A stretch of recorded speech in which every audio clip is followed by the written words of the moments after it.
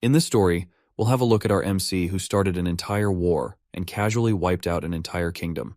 After achieving all of his goals, he had nothing else to live for, so he peaced out. Instead of heading to the afterlife, our MC Jack goes back to a time when he was 14. This was when everyone bullied him and was considered an S-grade loser. Now, with years of experience from his past life, he's determined to change the course of his past and get his revenge on those who wronged him. What things are going to be different in this second run of life? Let's find out as we have a look at the moment that started it all. It's a full moon night, and according to our protagonist, turning 34 years old will make you look back on life. He takes a look at the hellish battlefield he's in and wonders what he did wrong with his life. After fighting in some battle, the dude now moves ahead, injured and limping. He wishes to have owned some budget Excalibur or something so he could have stopped his sister from being sent to the Empire. He takes a seat since he's tired, and considers that maybe he wouldn't have become the monster he currently is. But if he didn't do that, who knows if he would have met his master. She's the person who he spent his best moments in life with, and taught him so much when he was a level 1 noob. So he believes he should have been a better student if he knew he would end up going on a killing spree. And of course, the whole scenario wasn't what he wanted. A few thoughts later, a person approaches our mysterious character, and he doesn't look like he's here for a friendly game of Uno. However, the boy's shaking with the sword in hand, and it seems like he doesn't dare to use it. Even though the injured swordsman did his best to not harm children, it appears he's going to die at the hands of one. It turns out he killed the boy's father. So he's here to get revenge after that unfortunate incident. The boy, still with his sword trembling in hand, calls our protagonist a monster. However, that word doesn't bother him anymore. He was curious about what the young hero had to say, but calling him a monster is too basic at this point. Even with all his wounds and how much pain he's going through, he now wants to push himself a bit further. After all the crimes and grave acts he has committed, like ending an entire empire like he's the Doomslayer, our guy is obviously pissed about the basic level insult the kid just called him. Now the boy is even more terrified, but it does remind the mystery person of his early days. He then asks the kid for his name, and the boy introduces himself as Jack Stewart. The dude is surprised to hear this since his name's Jack as well. The boy mentioned he killed his father earlier, but Jack's kill list is so long that he doesn't remember any Stewarts. Now the other Jack begins to cry since he needed his father, although he wasn't a great one. However, Monster Jack's a bit jealous he needed his father. But anyway, he's not going to apologize for ending him. Instead, he gives Boy Jack the opportunity to kill him. After hearing this, Kid Jack's heart begins to race and is panicking about this. If he manages to pull this off, he'll get his revenge and become known as the heroic monster slayer. But the truth is that Monster Jack can easily regenerate and escape. But nah, he ain't doing that. So the boy steps forward to execute Jack, but he begins to shake. Then he falls to his knees, dropping his sword, and begins to cry. Even though he's unable to finish the job, Monster Jack commends his choice since Boy Jack would end up regretting that forever. At first, people would consider him a hero. Then it'll just get crazy from there. So he tells the boy not to live a life full of regrets like he did. Then Jack continues to cry, and the other Jack feels like crying too. Probably just a Jack thing. So in the end, the monster declares himself dead, and the war is now over. However, the boy wonders why Jack lived a life of so much bloodshed despite being powerful. But even he doesn't know the answer to that. From there, he begins to sway, falls, dies, and refuses to elaborate. At this point, Jack is beginning to lose all sensations. But at the last moment, a thought pops into his mind. He wonders if he could change the path of his life, if he could start over. And with that, he finally bites the dust. Now we've seen how Jack died, next is to look at who he was. In his past, he wasn't the most lucky protagonist. His father hated him because why not? And his mother died the moment he was born. So the only way he knew what she looked like was through a portrait. He had 2 siblings, making them 3 if we include Jack. His sister was the eldest one and was really pretty, while his older brother tormented him because, yes. It turns out our protagonist's full name is Jack Valentier, and he had enough of his family gotten from bad RNG. So he abandoned his name and became a mad swordsman who traveled the continent. However, in the current moment, he finds it hard to know if he's dreaming. He wonders if he's actually dead, or it's just one of those anime flashback moments. Well, either way, it's pretty insane to him. In his previous life, Bro casually started World War II, and he won it. However, he began his slow descent into madness, becoming a heartless ruler and a monster.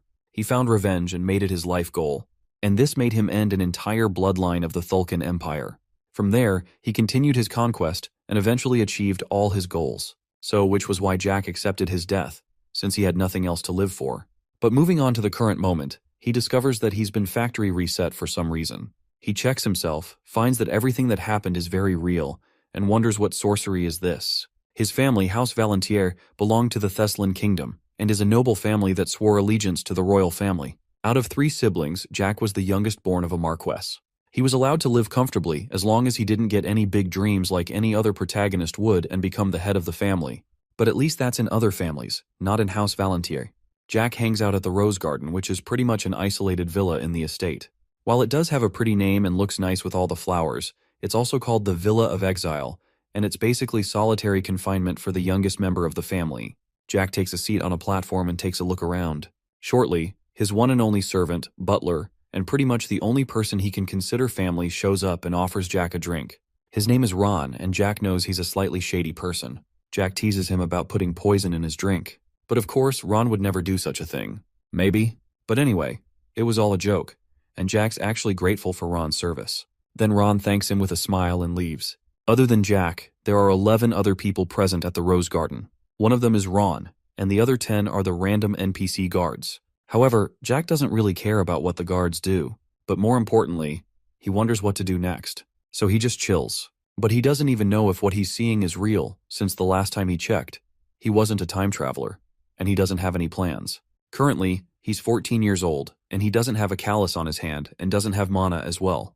With this fact, he already knows that he's a weakling compared to other children his age. Shortly, Jack has a visitor, but he doesn't notice him and continues with his thought. Then a sudden smack on the head resonates within him and brings him back to reality. At first, he's confused about what's going on. Then he holds his head from the pain. This feeling's something that he hasn't felt in decades. On top of that, his fresh glass of Tomto juice is now ruined. So he wonders who's responsible for this. He takes a glance, and it's his elder brother who mentions the fact his little brother didn't greet him. Of course, Jack pretty much hates him and gives him a death stare. Apparently, this person is Phelan Valentier, the second child of House Valentier. And it turns out it's because of his threats that Jack couldn't train his mana. So Jack is obviously pissed to meet him, and he stands up to face his brother. Jack meets with his older brother, and he doesn't like him at all. Even with all the time that has passed, there's no way he'll forget about the torture he's gone through. In a past memory, Phelan had dumped some tea over Jack, calling him useless. On top of that, he threatened to kill Jack if he ever dreamt of learning magic or swordsmanship. Even though the blood of the Marquess flowed through his veins, Phelan made sure that Jack only lived out his life as a background character. If he did all that, then just maybe, Phelan might consider Jack as his brother. Once he becomes the Marquess, that is. But anyway, in that past, Jack was considered a weakling. He was so weak that it was embarrassing at this point. People within the family always made fun of him, and the rumors were much worse outside the family. Even the commoners would mock him whether he's a noble or not. However, all this didn't just happen by coincidence. The people who were behind this were Phelan and his mother's side of the family, House Mantiz.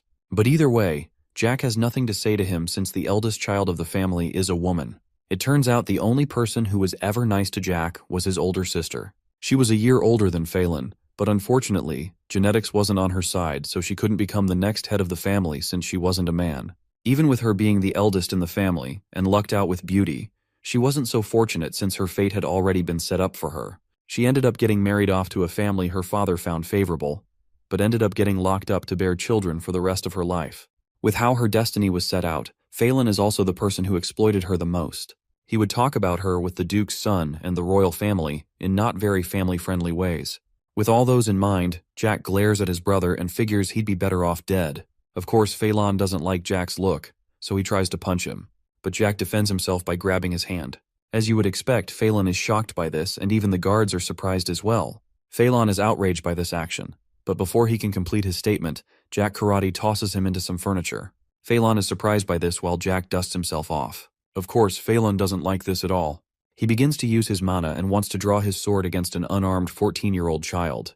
The guards around the villa notice he's about to use mana and consider stopping him. However, they forget about it since Phelan won't be happy about that.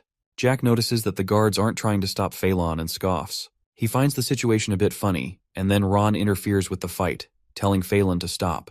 Ron tells him to get a hold of himself since the current place isn't suited to be recklessly spending mana, but Phelan doesn't care and punches him out of the way.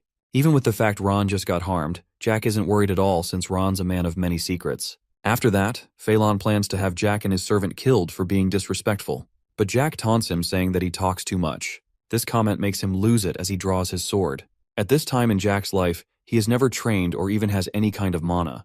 However, he's still confident that he'll bring the pain to his brother this time around. Phelan swings his sword, but Jack easily ducks and closes the distance between them. As a third circle user, Phelan's wrapping himself with mana and is using a fancy sword that's not equal to his actual sword skills. As Jack dashes towards Phelan, he wonders if he should just toss him. But in the end, he figures that his older brother needs more than just throwing around. Apparently, Phelan has covered his body with basic mana as a third circle user. Then Jack finally decides what action he'll take. He grabs Phelan's face and slams his head into a nearby pillar. Now his skull might be broken, Jack wants to repay his brother with a percentage of the humiliation he's gone through so far. That slam does a number on Phelan, then he falls to the ground and passes out. Now that has happened. Everyone in the villa watches this speechlessly. A guard reaches for his sword, but Jack stops him. He warns him with a cold stare to forget about that action. If not, he'll probably lose a kneecap. Somehow this threat works, and the knight backs off. So with that out of the way, Jack grabs Phelan's hair and drags him across the ground. He considers his brother heavy. Then he arrives at a pool of water and a new idea is formed. He dips Phelan's head into the pool of water. At first, there is no response, but after a while, he begins to struggle. Jack figures he was so startled that he never got a chance to use his mana. While Jack casually drowns his brother, he recalls that Phelan was also responsible for several other incidents within House Valentier. Just after Elizabeth was married off, Phelan poisoned his father. After that, he became the new Marquess and carried on with being a grade A scumbag. That ended up causing the bad ending of House Valentier. Since he never achieved anything, the family was no more. However, Jack could care less about the family or his father. The only reason he's mad at his brother is because Elizabeth's sacrifice turned out to be all for nothing. She was a bright and cheery lady who was also kind. But even with that, who could tell how she felt when she was being married off to the Empire? She knew what was in store for her, and left to the Empire for the sake of her family. Plus, the person she was getting married to was the fourth prince of the Empire, and he was the kind of guy who'd make a corrupt politician look like a saint. It turns out, on the day of Elizabeth's wedding, the dude let her know she's not even his lawful wife and tells her to play along with the wedding. And because Elizabeth cared for her family, she had to endure it. But what's happened has happened. He figures he might turn into the Hulk out of anger if he keeps thinking about it. Then Jack sees a sight he never thought he would ever see. His older brother is terrified and is begging for help. However, this look of terror reminds him of the faces of people he saw in his past life. It's the one his victims made when they were scared of death. But anyway, Jack gives Phelan the chance to think about his past actions. However, he can't remember anything, and it's at this point he's realized the importance of family. Then Jack prepares the final punch, but Phelan begins to apologize and begs him to stop. But it's someone else's pleas that actually stops Jack from starting his kill list early. It's from his servant Ron, who tells him not to do that. Jack listens to him, but he still doesn't want to let Phelan go just like that. So he smashes his head against the side of the pool and lets him go. He then orders a guard to take whatever's left of Phelan away from him. Luckily, he isn't dead yet. As the guard goes to check on him, Jack dusts his hands for a job well done. Then he bumps into Ron as he passes by. Of course, he doesn't say anything about this. As you would expect, the news about Jack's behavior spread throughout the family like a wildfire, and everyone is not pleased with this. After the incident, a couple of servants rush the unconscious Phelan to tend to his wounds. It turns out he's Jack's stepbrother, and he has the support of his mother's side of the family, House Mantis. On top of that, he is on his way to becoming the head of House Valentier. However, as soon as his mother takes a look at the beaten-up future successor, she passes out just like her son. Normally, Phelan was meant to become the next head of House Valentier, but after Jack bashed his face up, he became bedridden and is now scared of water. And of course, the family was very much upset about this. After this incident, many rumors started going round as well. Phelan was considered a talented individual who became a third circle at the age of 17. But somehow, he lost a battle against his weak younger brother who was never trained in anyway. So the question is, what kind of power is Jack hiding? And why did he decide to reveal it at the moment? The next year, Phelan will become 18 years old and will be appointed the successor when that happens. Of course, the rumors keep going on. Some even suggest that Jack was jealous of this position. But all that remains to be seen is how Marcus Valentier will react to the situation. Speaking of that, he orders for Jack to be brought to him. Then there's Jack, who's having some cake. A few servants burst into the room to give Ron the update, and he's surprised to hear what's up.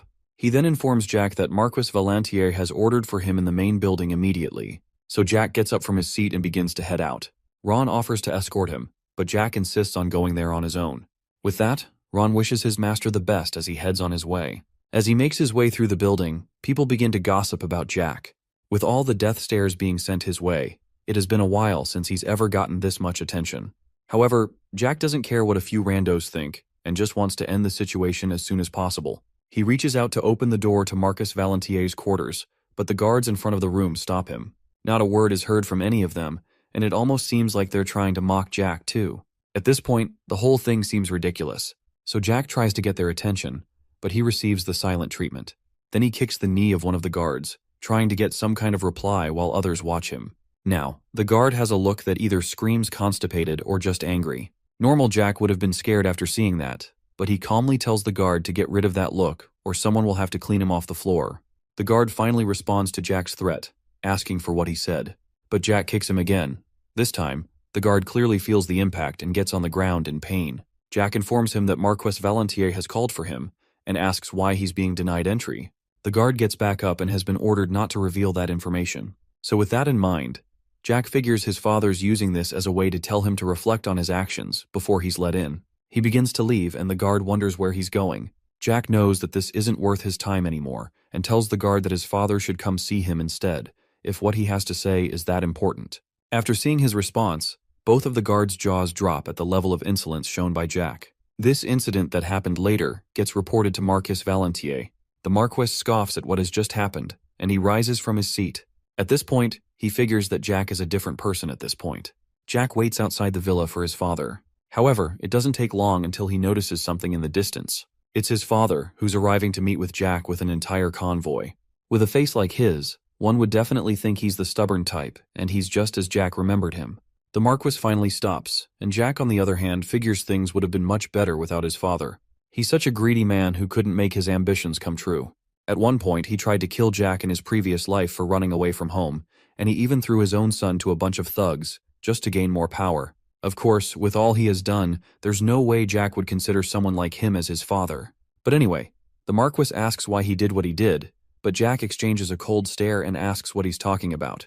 This show of attitude from Jack causes Phelan's mother to freak out in a loud and annoying manner. With how far Marquess Valentier has come, Jack asks if he would like to head inside or discuss things with him outside. Jack then tosses a plate to the side, and once it shatters, the Marquess begins to flare up with mana. Jack learns that he's secretly checking if he has a mana heart. But unluckily for him, he doesn't have anything. Marquess Valentier then asks if he's been working out recently, and wonders why he hid it until the current moment. Of course, no one will believe Jack if he says he's from the future, so he takes a sip of his drink and pretty much says he just wanted to. Again, Phelan's mom is angry at his smug response but calms down after the Marquess raises his hand. He on the other hand figures that Jack is useful after all, but this comment annoys him instead. With how his father put it, he wonders if he won't be considered his son if he's useless. This makes Marquess Valentier ask if Jack would like to be recognized as his son, but the ship for wanting fatherly love has sailed a long time ago. Everyone is shocked that Jack would turn down his father's offer. But still, the Marquess begins to leave without any further explanation. Jack is surprised that his father is leaving just like that and wonders why he even bothered coming. As the convoy heads out, Jack calls out to Phelan's mother, activates troll mode, and points out the fact she's gained more wrinkles. He figures it might be because of Phelan and wants to suggest a beauty regimen to her. As you would expect, she's outraged by this taunt, but seeing this look on her face gives Jack pure joy. So with that, he bids his wonderful family farewell and says he's sorry about the Phelan incident.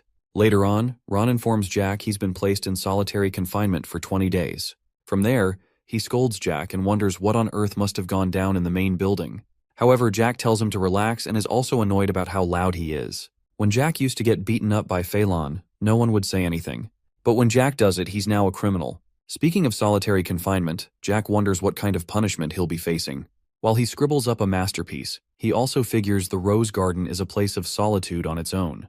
But still, he's going to be confined even more than this. The academy Jack attends will resume in less than a month, and now he's getting this. The mention of this academy reminds Jack that he'll have to go to school again. Since he's 14, he'll have to attend the Royal Academy. It's a place where all the noble children of the Thessalon Kingdom go to learn, just like any regular school. It takes 4 years to graduate, and since Jack was newly admitted, he's currently in his first year. He's completed his first semester and is currently on summer vacation. What's more important is that his master from his previous life has close ties with the academy, and he's determined to reunite with her no matter what. While he becomes the next Picasso, Jack figures he must go to the academy and doesn't have any time to waste with the Marquess. Jack wonders how he managed to survive such mistreatment. Then he figures that there are 27 vacation days left. Since his confinement is 20 days and it takes 6 to get to the academy, he figures that his father wants him to head straight to school after punishment. However, it's still hard for him to understand how he returned to the past. After Jack finishes up his artwork, he asks his servant where he's to be confined. At first, Ron is hesitant to say, but after a bit of persuasion, he reveals that he'll be confined where the criminals of the domain are locked up. So in other words, prison. Jack gets gloomy after he hears this and is outraged by his father's decision. Normally, vacation for the noble children who attend the academy is more like an extension of school. For instance, before Phelan's skull was split open, he always attended social parties during the vacation to make connections with other nobles and also meet his vassals. Then there's Jack in prison, who never had opportunities like that. Plus, he had no interest in the Marquess title. With how his life went, it was almost like House Valentier never accepted him as a part of the family. It turns out Jack had left for prison way before the knights came for him. While he was being handcuffed, Ron cried as he was taken off to his cell. But Jack decided to hurry away before Ron would find another way to make him more embarrassed. Now back to the present moment. Jack is in his cell, and it's not as bad as he thought. It has all the basic stuff: a bed, a toilet, and 3 meals a day. But there's a catch, since this is a prison. The bed sheets look like they've been there ever since the time of dinosaurs, and the food looks like lunchly in its purest form. Jack finds the entire situation to be horrible, no matter how he thinks about it. It turns out that nobles who own a domain can punish the citizens by their own laws. So this pretty much means that the lord of a domain can live like a king. Even though Jack is still the son of Marquess Valentier, his own father abandoned him and even went so far as to put him in prison. Jack wonders how the family will cover up for their precious golden child. At first he figures that they might announce that he uses some sort of poison artifact or something, but that'll probably sound too basic. So he imagines another possibility. In this one, he learned dark magic out of greed. Then Phelan caught him and tried to set him straight.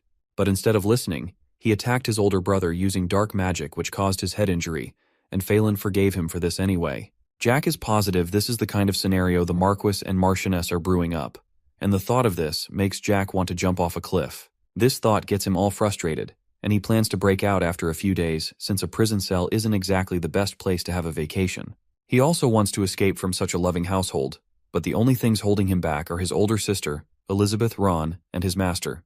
But more importantly, his current body is pretty weak at around 5'5" and 121 pounds. From his view, the world is pretty much a jungle that operates on survival of the fittest. According to him, the only reason he survived in his previous life was because he was strong, so he took everything he wanted. However, this time, he doesn't intend to go on the genocide route like a certain World War II individual I won't mention. But there are still some things he has to take care of. Right now, he needs time and power, and he can get both of those at the academy. He plans to recruit the talented individuals of the academy in the meantime, so he can secure the power he once had. Then he'll be able to protect the ones who he cares about: Ron, Elizabeth, and his master. So he has to do what must be done. Jack then creates a kind of spark with his hand that seems to be mana. In the world, mana users are divided into 10 ranks. The 1st to 3rd circle users are beginners. 4th to 6th are experts. 7th to 9th are high circle mana users. Then there's the final 10th circle users, who are called masters and considered superhumans at that point. Truth be told, Jack needed a place where people wouldn't watch him, and it apparently takes 2 hours to form 1 mana circle. Jack creates a ball of mana in his hand and figures it's because he started mana training at 17. He plays with it for a while until the sound of footsteps alerts him. He quickly makes the mana ball disappear since he can't let anyone discover his secret yet, and wonders who it could be. He pretends to be asleep and considers it could be the Marchioness who came to scream his ears off. But the footsteps are too light for it to be hers.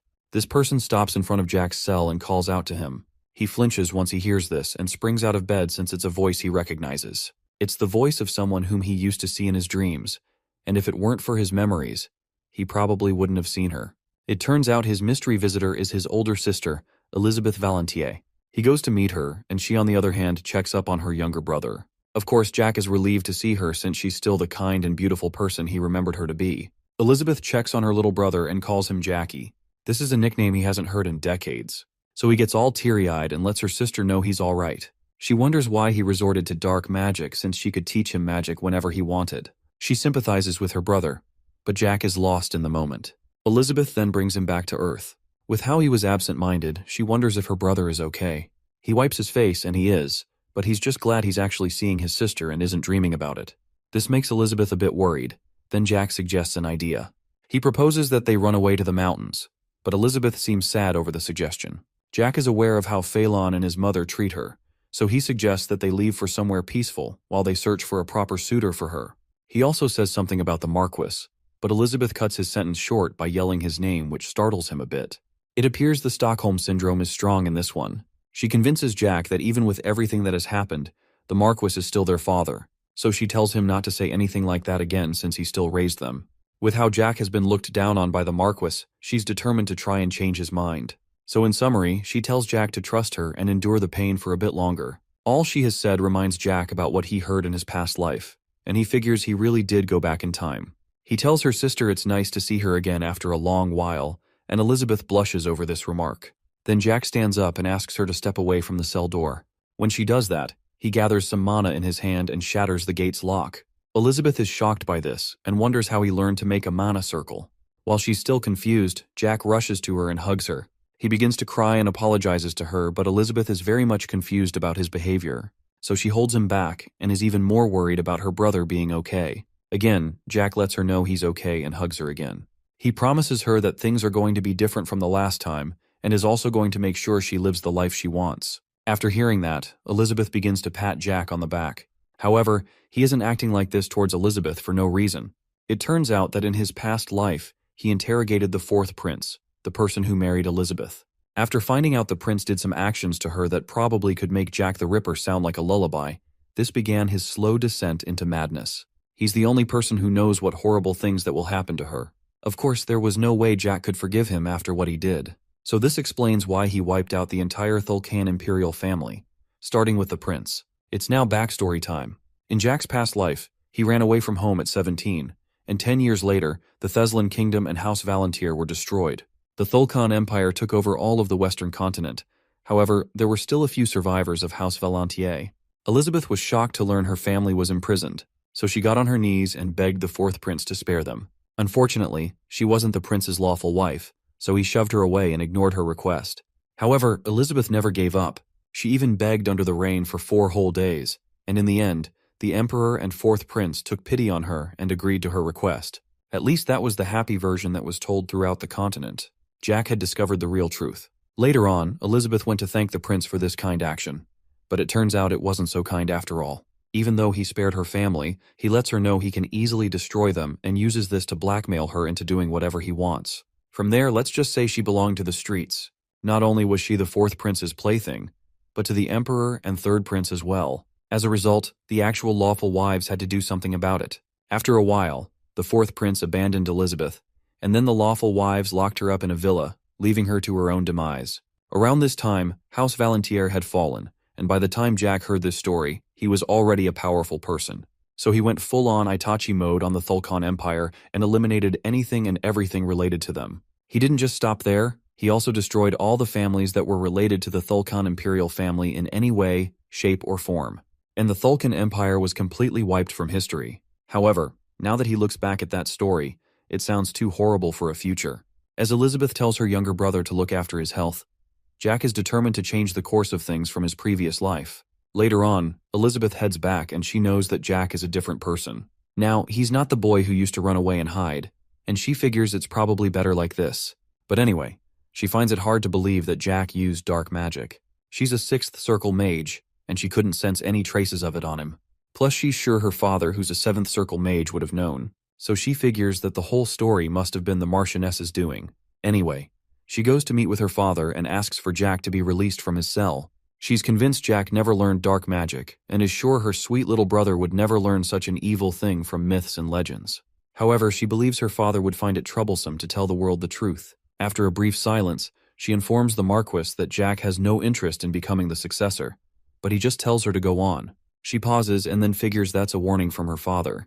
After hearing her guess, Marquess Valantier confirms she's correct. As the bright child she is, she realized her fate and could tell she's just a tool used to boost the family's reputation. And what she just experienced was a warning that something will happen to Jack if she deviated from her set path. Since Jack doesn't fit in with the family, the Marquis has a plan for when Jack comes of age. He plans to hide his identity and send him off to live a normal life somewhere else, then break the news to everyone that he died. Elizabeth is shocked when she learns this, and until then, she has to play her role. However, the one thing that's strange to the Marquess is the fact Jack took down Phelan without a circle. Elizabeth is shocked to hear this, and then wonders what she saw when Jack broke the prison lock. But anyway, all that has already happened, and Marquess Valantier agrees to let him out of jail. With that, Elizabeth bows and thanks her father, then she leaves. When she shuts the door to the room, she recalls what Jack said about running away.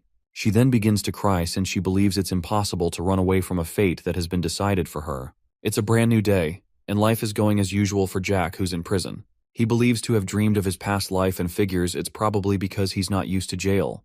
But either way, it wasn't a good one. Shortly, a guard arrives and informs Jack that he's free to go in a rude manner. Jack gets triggered by this, but he decides to remain calm. He thanks the guard for bringing his clothes and shoes, but the knight refuses to let go when Jack tries to take them. Even though he's always treated like trash, he still finds it absurd that some no-name NPC side character also wants to do the same. The guard refuses to give Jack his shoes and tells him that he's getting on his nerves. Now this is where Jack loses it. He faces up to the guard, while the knight begins to regret all his life decisions. Now the time for talking is over, and Jack charges up his fist and attacks the knight. And who knows if he made it out of that one. Eventually, Jack arrives at the rose garden. Then Ron calls out to him. Now that Jack has been released, he's worried if his master is fine, but Jack is okay. Then Ron spots a bloodstain on his clothes and wonders what has gone down in the cell. But Jack assures him that it's not his blood. But anyway, Jack notices the new faces around the villa. There are 10 new foot soldiers, and a page from the Iron Blood Order was brought in. Jack observes that one dude who looks like he's been grinding for loot and experience points, and figures he's the page of the Iron Blood Order. However, Jack pities him since babysitting wasn't what he had in mind when he became a knight. But then, a guard comes over to report what happened in the cell to that knight. After hearing that, he heads over to Jack and asks for his story on what happened. The fact he's polite is enough to shock Jack. However, the knight is a bit nervous, but he mentions the fact that the victim guard had lost a finger and an eye when Jack was done with him. Ron doesn't believe him, but the knight figures that he has the right to inquire. Then Jack switches into villain mode to respond, leaving the knight shocked to hear his reply. From his movement, mana sensitivity, and position of his feet, Jack can easily tell he's a fourth circle. It turns out this person is from House Mantiz, the same one as Phelan's mother, so he switches up for him. The page finds his response to be too harsh for no reason. Even Ron steps in to make Jack cool it. But anyway, with an annoyed expression, Jack states that the page's job is to watch over him and tells him to sort out things outside of that on his own. So he has to watch over Jack, and even if Jack ends up causing trouble, he believes that the page should be begging him to stop. And with that, the knight apologizes. Now that's settled, Jack begins to leave and tells the page to sort out the issue of the guard on his own. As he goes on his way, Jack instructs his new guard to take all complaints to the Marquess. On top of that, he finds it annoying to call him a page, so he demotes him to Chickling and tells him to come to him the moment he calls. And with that, he pats Ron on the back and they both leave. On the other hand, the page begins to wonder what he has just signed up for. On the way back, Jack's stomach begins to rumble and he tells Ron that he's craving some meat. So Ron goes to make preparations. A while later, the meals have been prepared, so Jack begins to eat and he enjoys it. He commends Ron's skill as a chef. While Ron thanks his master for the compliment, he does look nervous. Jack prompts him to say anything he has left to say, but Ron says it's nothing. So from there, Jack offers some food to Ron and asks him to join the meal. Jack asks Ron to join him for a bite. After some hesitation, he declines since he believes he's not worthy enough to eat with his lord. However, Jack insists and adds that he has something to tell him as well. So Ron finally agrees. Jack wonders how Elizabeth's been doing, and Ron replies that she's all right.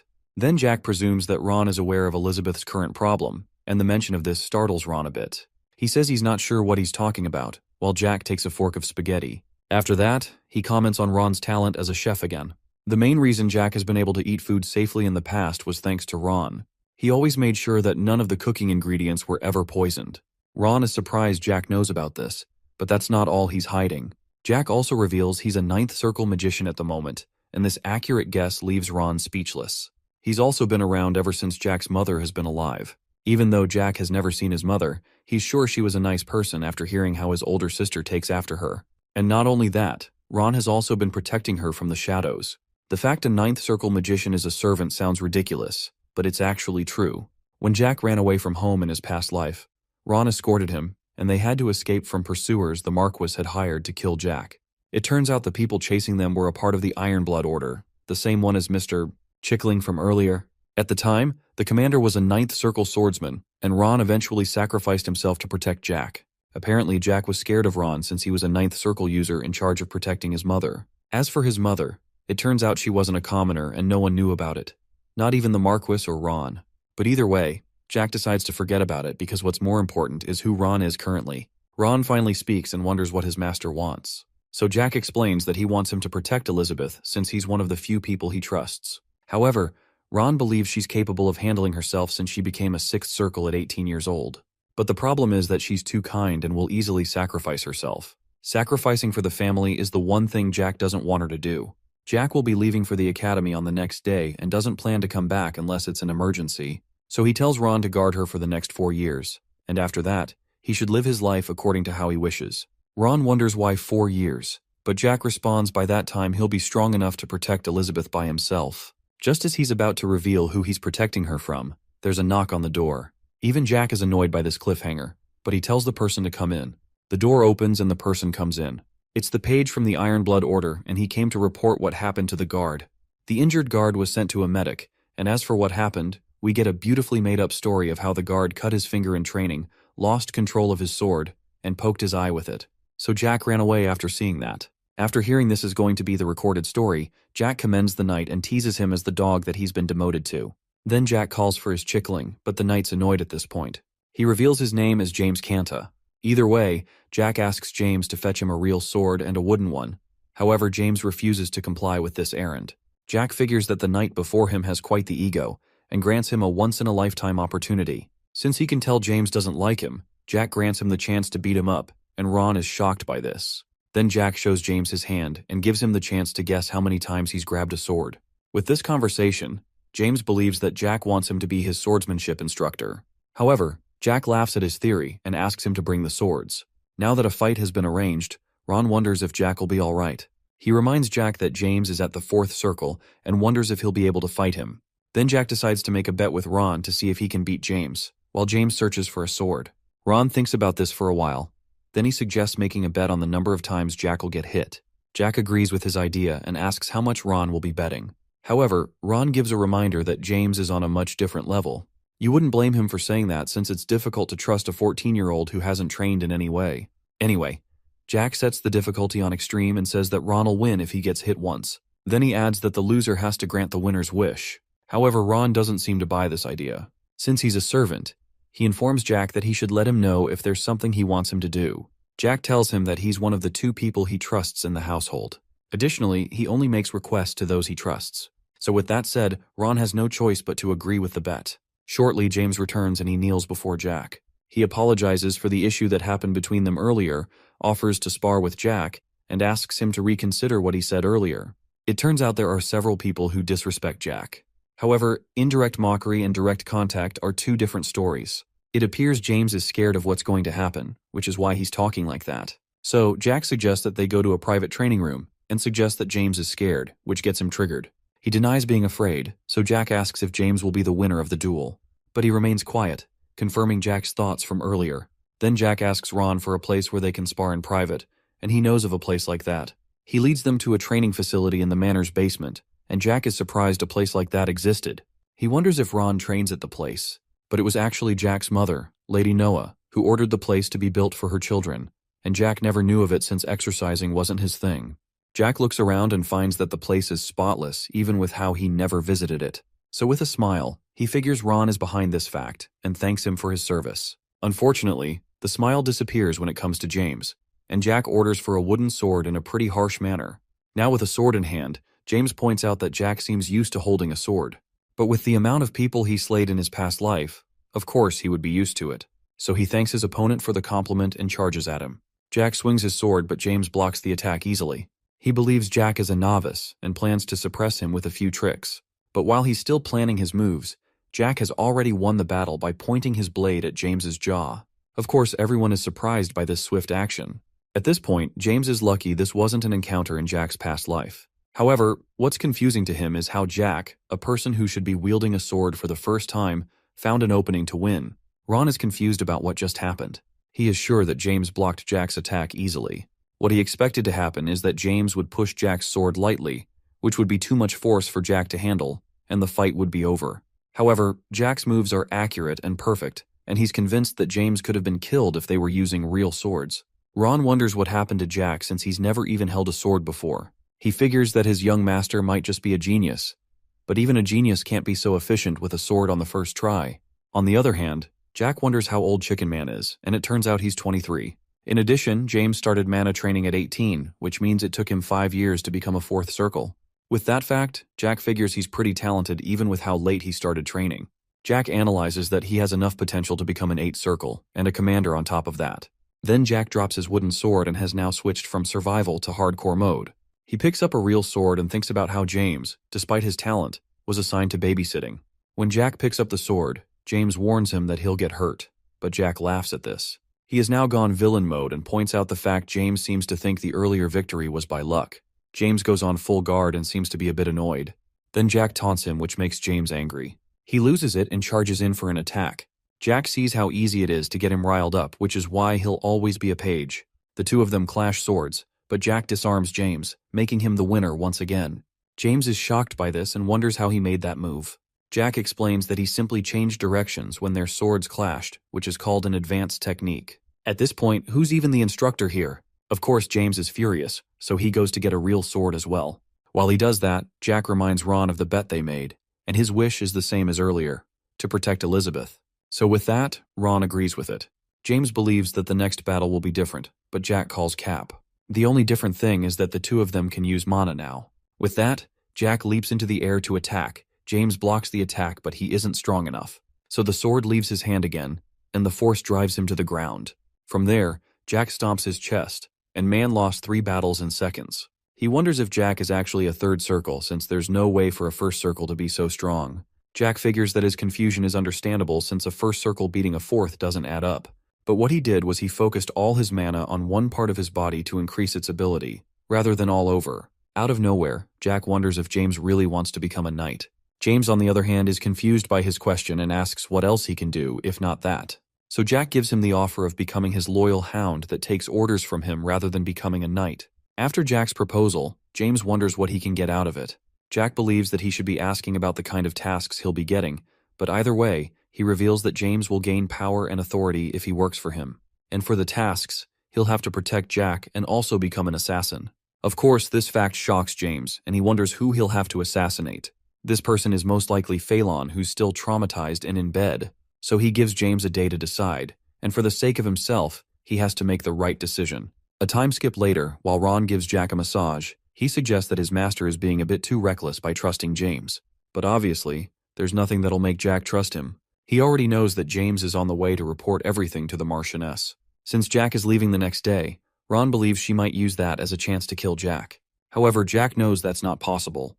Even though she's still searching for revenge after making Phelan terrified of water, she can't make any moves since the Marquess is still alive. Besides, she needs Jack to force Elizabeth to do what she wants, so he's confident she won't kill him. On top of all that, Jack's move to the academy has already been planned, so the worst she can probably do is break an arm or leg. But more importantly, no one ever managed to kill Jack. Even some powerful figures like a Harpy Lord, an Orc Lord, and a Dragon Lord failed to accomplish this. Then what good can some random noble Karen do? In the end, Jack thanks his servant for the massage. He was aching all over since he doesn't exercise regularly. As he stands up, he tells Ron not to worry and says he won't die unless he wants to. After hearing his statement, Ron wonders if Jack has an idea of how he'll die, and out of all the things, he does. He also tells Ron that he can't accompany him normally. So if he's curious about what will happen, Ron will have to follow him secretly. After that, there's another thing Jack has to say. He informs Ron that he'll be creating his 2nd circle, so Jack instructs him not to let anyone into his room. Ron is surprised after hearing this because it's apparently a difficult task, but Jack wonders what the fuss is all about since it's child's play for him. So with that, Ron agrees with his request. Meanwhile, James is still pretty salty after losing to a 1st circle. He believes Jack is a 3rd circle, and is a gifted child on top of that. However, one thing he found absurd was Jack's offer to become his hound.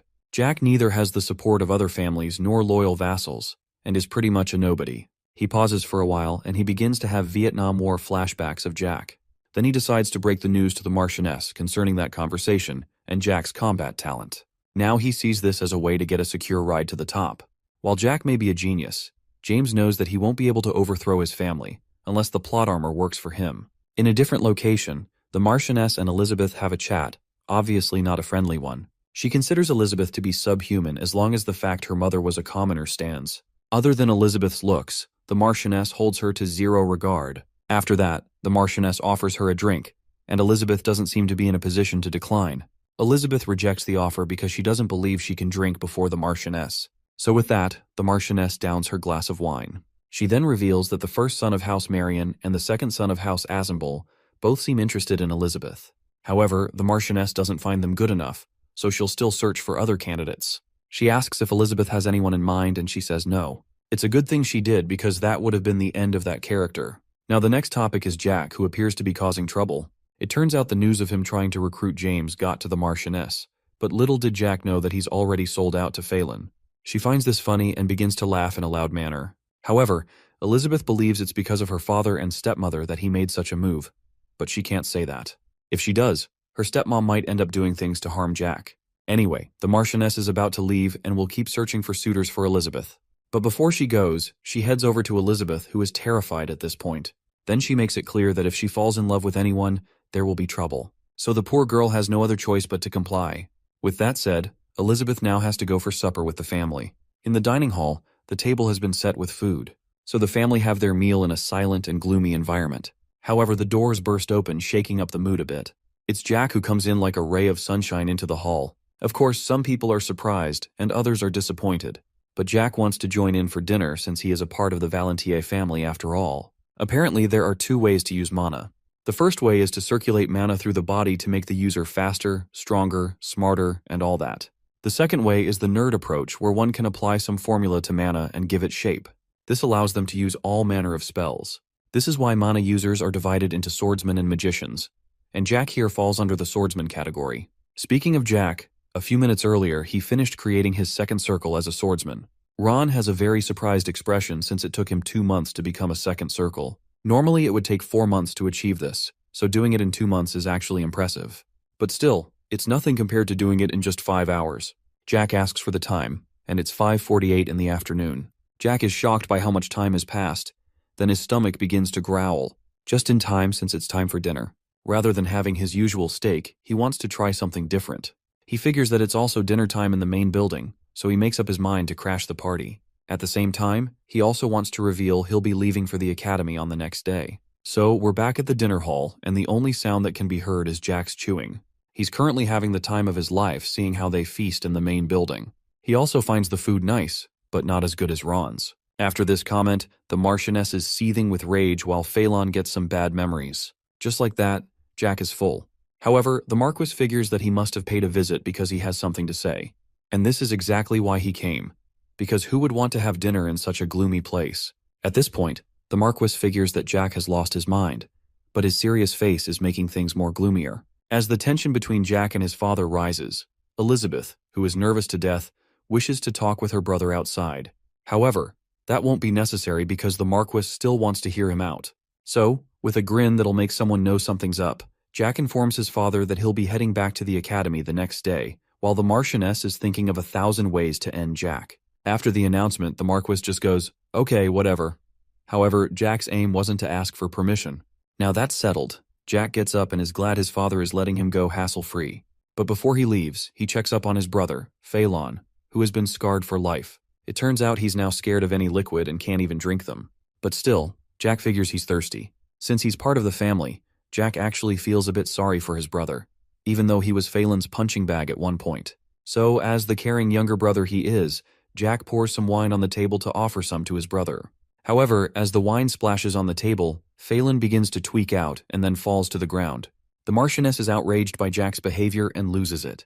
But Jack begins to leave once the wild animal gets loose since he's done what he needed to do. Now the atmosphere is tense, but the Marchioness is determined to have her revenge on Jack. However, he looks forward to what she'll bring to the table. From his response, she begins to turn into a nuclear weapon. A couple of maids are amazed by Jack's attitude, but then they decide to clean up before the nuke goes off. After the Marchioness's declaration of war, nothing happened to Jack overnight. The only wrath he faced was from his sister, who was very much upset about that incident. When that is done, Jack heads to the academy in a carriage arrangement that he finds similar to something on Craigslist, although the cushions were padded pretty nicely this time around. But anyway, he takes a look at one of the guards following him. His name is Raisin, and is a 6th Circle Knight who's in charge of the caravan.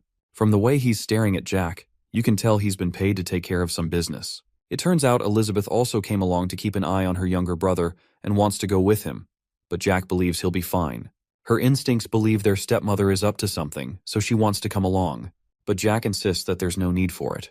Besides, he's confident that he's not dying anytime soon. Even with that, Elizabeth wants to follow along, but Jack instructs her to go back. With that, she finally listens and turns around. Ron is also worried since things aren't so bright at home. Jack can tell that Elizabeth and Ron are both worried, but everything will be all right. So he reminds Ron of the promise they made and something about tonight.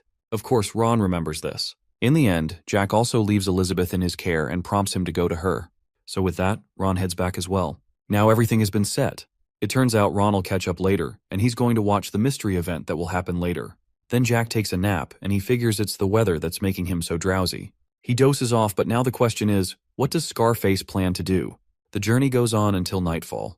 Jack finally wakes up after no one bothered to wake him. He steps out of the carriage, and it appears they're camping out. Jack then spots his one and only chickling. No words are said between them, however, Jack returns a smile. It seems Jack's aware of the path James has taken, and there's nothing he can do about his choice. He just has to use "it is what it is."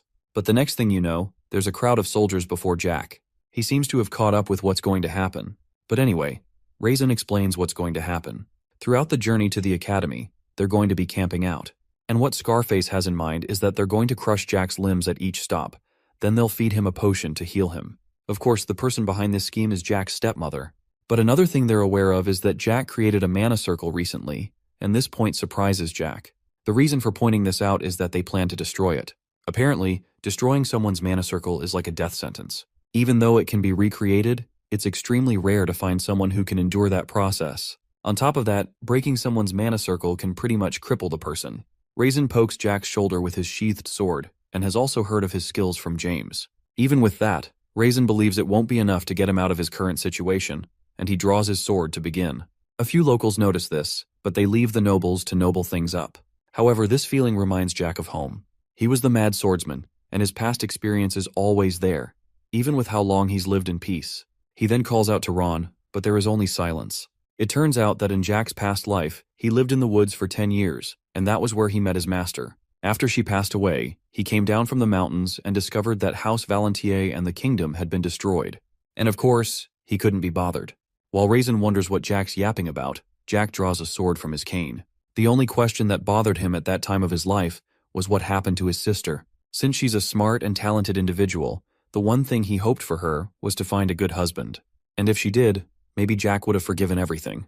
Raisin begins to laugh at the fact Jack has drawn his measly sword, but Jack begins to talk about revenge, which is a bit confusing. At first, Jack wanted to let the Marquess or Marchioness maybe break an arm or a rib or two, but breaking his mana circle is where Jack draws the line. He also admits that a bit of mana or talent in swordsmanship won't solve everything, but having a ton of it can solve a lot. So, to demonstrate, he gets into the air and begins to recite something for a cool-looking lightning attack. It was at this moment the guards knew it was either Jack or them, so they charge in to attack, but it's already too late. Jack finally rips through all the guards with his attack. James never regretted choosing Phelan, who had many connections, over Jack, who seemed worthless, because it made enough sense to do that. But after witnessing what's currently happening, it was at this moment that he knew he messed up. And that was when his time in the world had come to an end. Jack's sword has shattered after that epic attack, but at least all the guards are now dead. While his body is still surging with mana, he calls Ron to come out. A few bushes begin to rustle, then Ron finally pops out and he's shocked by what he has just witnessed. It turns out what he just saw was one of the first skills from a style Jack mastered in the Transcendent Realm. But Jack didn't bother with explanations since Ron probably wouldn't understand. However, it looked more like a mana attack than a skill to Ron. More importantly, Jack asked for a potion. But before he can finish his request, Jack begins to stagger and falls to the ground. He begins coughing up some blood but says he's alright and asks for a potion. So, as requested, Ron reaches into his jacket and pops one open. Jack drinks it, and he's actually lucky. If Ron never had one of those, Jack would be dead. However, he's still confident he wouldn't have died, because he knows that Ron always carries a potion at hand, and will rather use it on his master than himself. How he knows this is because a similar event happened before, and Ron fed Jack a potion. So Jack decides to tell Ron something since the last time he was busy running away. He thanks Ron for his service, and wonders why it was so hard for him to say. At the same time, he also reveals to Ron that he went back in time, allowing Ron to know the secret of his success. After that confession, Jack sits up. He feels much better than before, so he figures that's some good potion. Then he stands up, walks over to Raisin, who is now dead, and takes his sword. After that, he takes a look at James, who is also dead. It's a shame because Jack planned to have him as an errand boy. With the decision he made, Jack figures a chickling will always be one and never expected much from him either way. But on to the next point. For some reason, Ron wasn't surprised after hearing his master traveled back in time, and Jack wonders if he has any questions like, for instance, what will happen to Elizabeth or the Valentier family. Ron already had an idea that bad things would happen to them, but he never expected they would be wiped out, and he can tell it won't be pretty from Jack's reaction. Jack is also willing to share the details, but the last thing Ron wants to know is dark details about the future. Then he grabs Ron's interest about what would happen to him in the future. He believes he survived and doubts he would die in a violent death. But Jack is the bearer of bad news and tells him that's exactly what he will do in the future. And of course, he's depressed to hear that. So after the discussion, Jack decides to head to the carriage and get some sleep. Meanwhile, Ron investigates the dead guards, starting with shutting the eyes and mouth of one surprised guard's face. He then discovers that all the 25 corpses had their chests pierced, but they weren't stabbed by a sword. So he can't help but wonder how Jack pulled this off. But more importantly, Ron is worried about the kind of future Jack experienced, and if he'll be alright. A while later, Ron goes to wake Jack up. He springs up, and Ron still wonders if he's alright. Even though Jack took the potion, everything is not okay. After hearing that, Ron reveals that he gathered 5 high-quality potions, 63 gold, and 40 shillings from the knights. It's not a surprise they'd have good loot like that since they were supported by House Mantes. However, Jack figures that drinking the health potions won't make him feel any better. Instead, he hands 3 potions to Ron as a repayment for earlier. Ron accepts them, and his investment has just paid off. After that, Jack steps out of the carriage. As for what will happen to the corpses, Jack plans to leave them, and whatever happens will happen. Ron figures that Jack will become a suspect since he's the only one missing. And as for who will suspect, it's the Marquis. But Jack could care less even if he did since his father can't threaten him, and he places the loot in his luggage. Ron believes the Marquis might summon Jack, but Jack says bet. This time, Ron refuses to make another gamble since he might lose again. However, he kneels before Jack and is confident he has a plan. Speaking of plans, no one currently knows where Ron is since he cast an illusion in the main building. This illusion is a deception spell 9th circles can use to create a copy of themselves. And currently, the only people who can recognize it are currently busy in the forest of monsters. But still, he has to be careful. Jack figures that once Ron is found out, the Marquis may interrogate him about what happened on the journey. So the plan is to tell him that everything that happened was Jack's idea. If the Marquis then tries to kill him, Jack gives Ron a message. That message says if either Elizabeth or Ron dies, that will be the end of House Valentier. Now there's a silence between the two of them, but that last part is just for the worst-case scenario. Jack is just hoping that the Marquis will finally act like a proper father to Elizabeth, and is giving him a chance to make the right choice. Now that Jack is heading for the academy, Ron wonders what next if the Marquis calls for him. But fortunately for him, there's a rule at the academy that won't allow anyone to return home unless it concerns the death of a family member or the family head. So with that in mind, Ron decides to head back, although he's a bit disappointed because he wants to accompany Jack. While that would be great, it's not the best move. So Jack pats his shoulder and tells him to be careful of monsters on the way back. This will probably be the last time they'll meet until 4 years are up, so he asks Ron to take care of Elizabeth. After Ron leaves, Jack plans out his journey to the academy. Since it'll take 4 days to travel by road, he wonders how long it might take if he travels through the forest. He then observes that the forest area isn't so rough, so he concludes there's a village nearby. With that, he prepares a horse and struggles to get on it. Of course, one of the challenges of being a midget. Once he gets on, he makes his way through the peaceful scenery that is way more calm than what happened earlier. Plus, he doesn't want to head straight to the academy. What's currently on his mind is searching for his master, Valentine Milrose. It turns out she was the one who made him the person he currently is and gave him the strength to get revenge.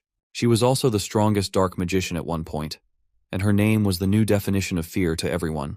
So Jack heads on his way while his heart is racing, and he wonders about it since it's been a while since he experienced that. Eventually, Jack arrives at the town of Arbeloa, the domain of Viscount Arbeloa, who's a vassal of House Assemble. He then arrives at an inn and also spots a few children. From their joyful expressions, he believes that he's found a nice village. Jack then steps into the inn, and it's also a cheerful place. He's then welcomed by a random dog, and from there, he finds a place to sit. Shortly, the innkeeper welcomes him and asks for what he would like. From how jacked she looks and the scars on her face, one would think she's a mercenary. But anyway, Jack pays for a light meal, a drink, and also asks for his sword to be retrieved from where his horse is. But it turns out Jack overpaid for his services, because the lady is fine with just 1 shilling. She offers to bring him some food with a bonus, then Jack chooses milk as a drink since he's obviously underage. However, it seems the lady's cheery attitude is bothering him a bit. Now Jack's order has been made, she heads off to get them. Jack figures that the place is lively, probably because it's a peaceful town to live in. Anyone can tell he's an outsider, but surprisingly, the lady didn't try to cheat him. Although this time of peace was before the war broke out. Shortly, Jack overhears a discussion. It's about a large-scale operation that involves wiping out monsters completely. While the reason for this is unknown, the Thulkan Empire isn't doing anything about it. Plus, this cleanup is a heavy investment involving 20,000 mana users. At the current moment, most of the Ironblood Order, the elite troops of House Valentier, have been assigned to the Forest of Monsters. It turns out the king of the Theslan Kingdom drafted a large number of soldiers from each family and made them go for the monsters in the forest. This forest is at the base of a mountain called the Grand Range, and it's a place full of orcs, goblins, elves, and all other kinds of fantasy creatures. Apparently they use various remains of these monsters for armor, potions, and all other kinds of things, including things for beauty and even turning elves into pets. Of course, taking over a neutral area that isn't under threat is just people being greedy. However, Jack is aware that this subjugation is guaranteed to fail. It turns out the Ironblood Order lost a third of their knights after this failed expedition, and was a complete failure. As a result of this, the king lost the support of both the people and the aristocrats. Jack recalls that this canon event made the kingdom to start dividing. Then a civil war breaks out. Before Jack can finish his train of thought, someone slams his cup on the table. He seems to be on the right path of how incompetent the king is. He continues his rant, but another man stops him from saying anything more because the price for speaking against the king is death. It appears our random guy had rank a bit too much, which led to his outburst. Jack commends the dude's courage for speaking against the king, since that's a one-way ticket to losing your head. Then a conversation piques his interest. It's about the youngest son of the Marquis, aka himself. The rumors of him using dark magic has also spread to this village as well, along with him being sent to jail. While Jack listens to this, they continue to laugh at and insult him. Then the innkeeper comes over with Jack's meal, wondering what he thinks is funny. He's confused by what she's talking about, then finds out he was smiling without knowing. The lady then takes a seat since she doesn't have much to do. Jack reveals what he overheard about the last son of the Marquis being an idiot, and he was just listening to it. Normally, most people draw conclusions based on rumors of things they haven't seen for themselves. But as for Our Lady, she prefers to see things firsthand. However, Jack informs her that those rumors can be true sometimes. After that, Jack takes a slice of pie. He tries it and thinks it's good, but not up to Ron level of good. However, based on the lady's opinion, seeing how handsome the youngest son of the Marquis is compared to the rumors, she doesn't believe these ones about Jack. After hearing that, Jack realizes something. From the lady's scars, muscular build, and regular customers who are mercenaries, he figures that she's the branch manager of an adventurer's guild. She's shocked after hearing this, but it seems Jack is right. He didn't just make a lucky guess. Apparently, each village has its mercenaries who are looking for work. They undertake a variety of jobs ranging from fighting monsters all the way to finding lost cats. And most times they set up their guild close to an inn. So with that, Jack is curious why an adventurer's guild branch manager is running an inn. But this is the lady's full-time job. Since work is hard to find, she has to hustle one way or another. The inn is actually a lodging facility that is run by the Adventurers Guild. So Jack commends the lady for thinking of this. In House Volantier, Jack is known as that one useless child. But here, he's just another topic for the mercenaries to gossip about. So he wonders how a guild branch manager of all people could notice him in a remote area. Then it hits him. He recalls the time when he just found the village. When he arrived, the guard stopped him to do the usual security checks, but he showed the crest of his family, which is his get-out-of-jail-free card. The guard gets shocked after seeing this and begs for forgiveness for not recognizing Jack. Then they granted him a smooth entry. Jack realizes that the guards must have told the guild manager about him. While that's regarded as dangerous, she was kind to him. Not only that, she also heard all those rumors about him, but she still treated him like a normal human being, unlike his brother or the knights at home. After the lady thanks him, she puts out her hand for a handshake and introduces herself as Jane Arbeloa. Jack shakes her hand, but after hearing her name and the name of the domain, he figures she's from a noble family. It turns out she's the third child of the family, and her oldest brother is the lord of the domain. Normally, working with mercenaries is a job for commoners, but Jack is fascinated that a noble is doing it. Nobles usually have their daughters marry someone at a young age, but that wasn't Jane's case. She enjoyed her current job, plus no one in her family wanted her to be sold off. Jack is fascinated after hearing that, however. He wishes his own family was like Jane's. After that, Jane calls her dog, Arnold, and after he leaps at her, she wonders what the son of a Marquis is doing alone at Arbeloa. Jack doesn't believe he needs guards, and this response shocks Jane. After hearing that, she figures that he's nothing like the rumors she heard. But anyway, since Jack has a long journey to make, he wants to hire protection. As for how many people he'll hire, he needs 5 people and they'll have to be experienced with camping out and cooking. Then for the payment, Jack plans to pay 2 gold per person in advance, and an extra 3 for each person when they arrive at the destination. After hearing that, Jane's face lights up like it's Christmas. Jack figures it would take 30 shillings per person to guard a merchant. As for how the currency works, 100 pennies equal 1 shilling, and 100 shillings equal 1 gold.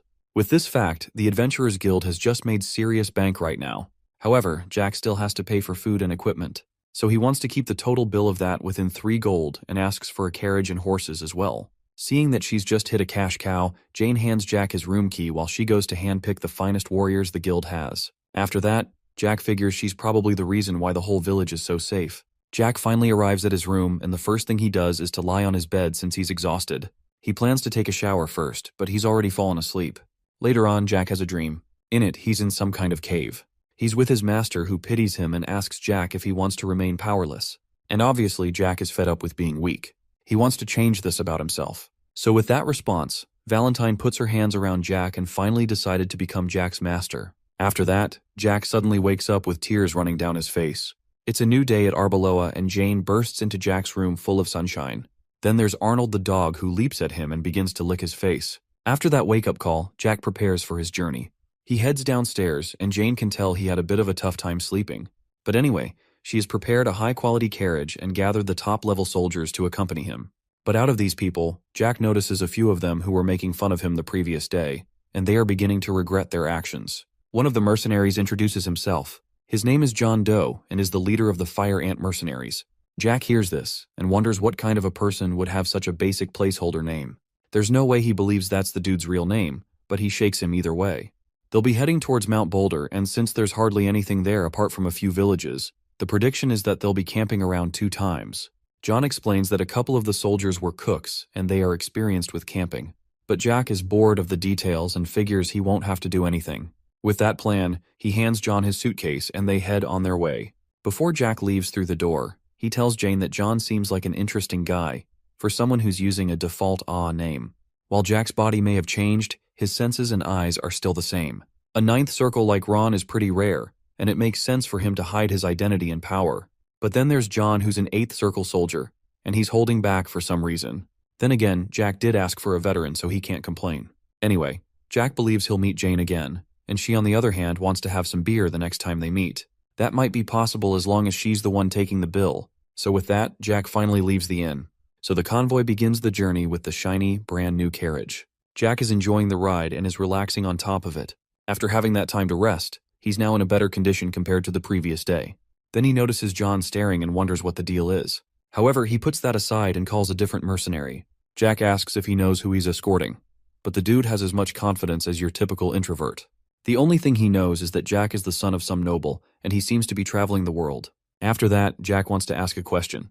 He searches through his vest and tosses him an item. It's the seal of a noble family. It seems the soldier has an idea of it, but doesn't exactly know what it is. So Jack reveals that the crest belongs to House Valentier, and they'll soon be wiped out of existence. After that's been said, the atmosphere becomes pretty awkward. Jack also talks about the idiot child of the family, the same one who was also sent to jail. At this point, the mercenary has finally realized who Jack is from the obvious hints. After Jack was released from prison, he found out the rumors of him using dark magic. At this point, the soldier is regretting everything that led him to this moment. However, Jack also claims to know a bit of dark magic. After all, his master was the goat of dark magic. But seeing who Jack's dealing with, his fist would probably be enough. Next, he calls out the dude's friend. On that previous day, he kept his friend quiet when he spoke about the king, but didn't do anything when he talked about Jack. Everyone seems shocked to find out Jack is the last child of House Valentier except Mr. John Doe. So Jack figures that the branch manager only informed him and not the others.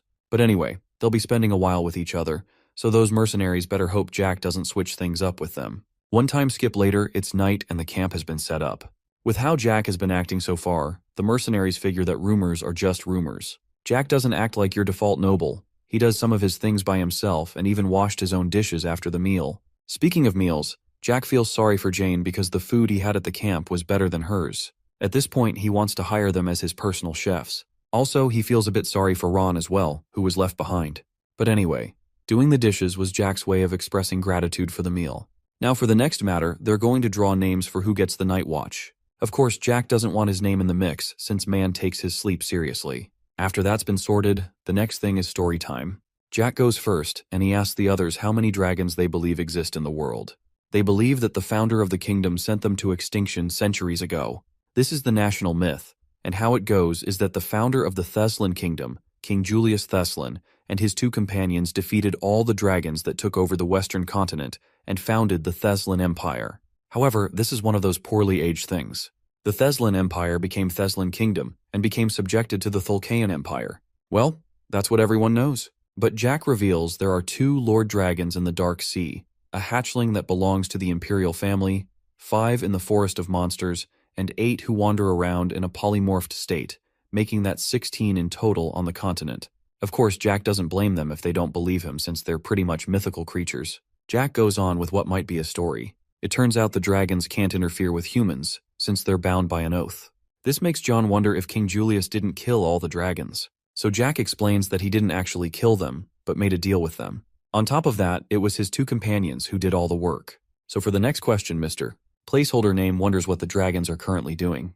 Jack explains that the Western Continent and Eastern Continent are separated thanks to the Dark Sea, and the Dragon Lords have always guarded the border of that sea for generations. While the Dark Sea's origins are unknown, it was created to divide the 2 continents, and the Dragon Lords have always passed on their duty to their offspring. But even with that, Jack's still curious to see what the Eastern Continent's like. After hearing that story, there's a silence in the camp. Then the mercenaries suddenly burst into laughter. One of them commends Jack's talent for storytelling and figures he's just a guy who's just lonely. But oh well, Jack never expected them to believe him anyway. Either way, it doesn't matter if they believe Jack's story.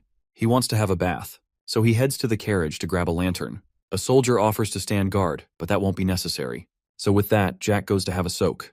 The mercenaries don't believe all the things he said, so Jack wonders why he keeps telling people. Man's already aware of his main character energy, and he knows it's boring to keep his powers a secret. While that's good, what's bothering Jack is John Doe. He figures he might be a spy from the Thulcan Kingdom.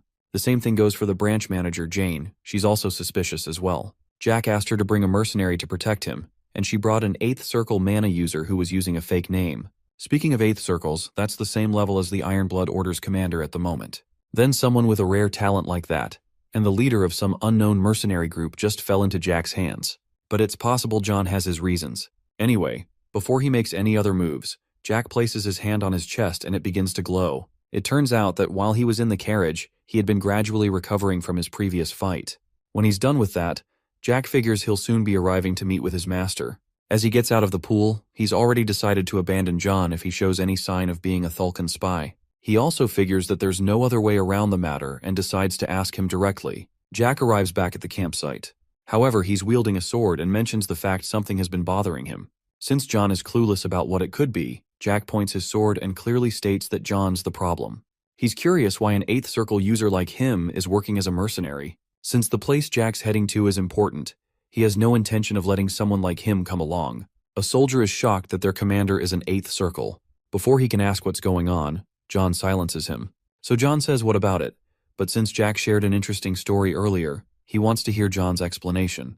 And if he refuses, Jack will gladly end him, even though he's a 2nd Circle. Then he throws the same question to the random mercenary who's terrified. Since John may be a spy, Jack believes Jane could be a suspect, even though she offered to have a beer with him next time. But now John gets serious. He wonders why Jack would bring up Jane out of nowhere, so Jack threatens to end Jane as well while he makes the face of a serial killer. After saying that, Jack has managed to provoke John quite a bit. However, his mana circle won't give way.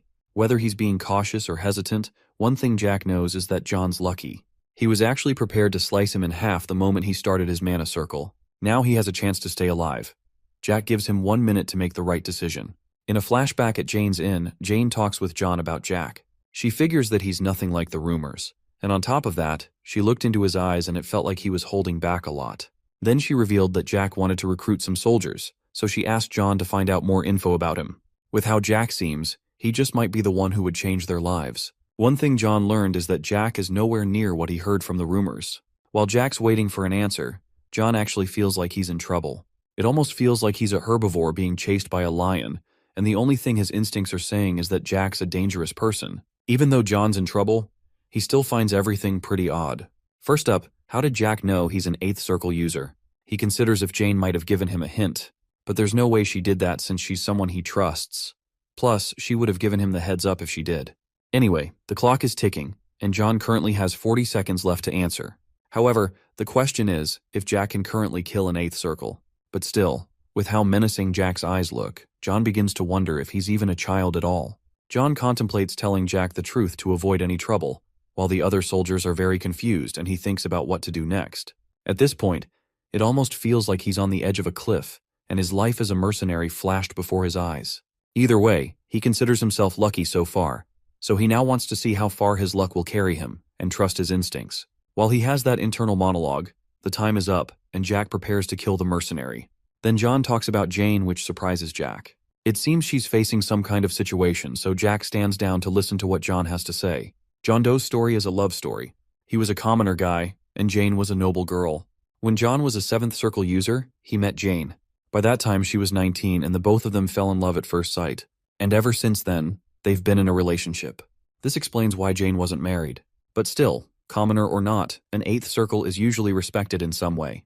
But here's John, who's working as a mercenary, and Jack doesn't see anything wrong with him. Of course, after hearing this story, the rest of the mercenaries are shocked by the fact he's seeing the branch manager. Judging from Jane's character, Jack figures that she might come from a family of nobles who don't care about power. So Jane is the Adventurers Guild branch manager of a small domain and John's a mercenary. Putting things together, Jack finally figures that John took on the job to see if he could get some kind of benefit. However, he could be making all of this up. So Jack uses an ability to see through him. He reminds him of the story he told earlier and asks why the Thulkan Empire would have a dragon hatchling with them. But John has zero idea of what he's talking about. Normally, a master is someone who has 10 mana circles in their heart.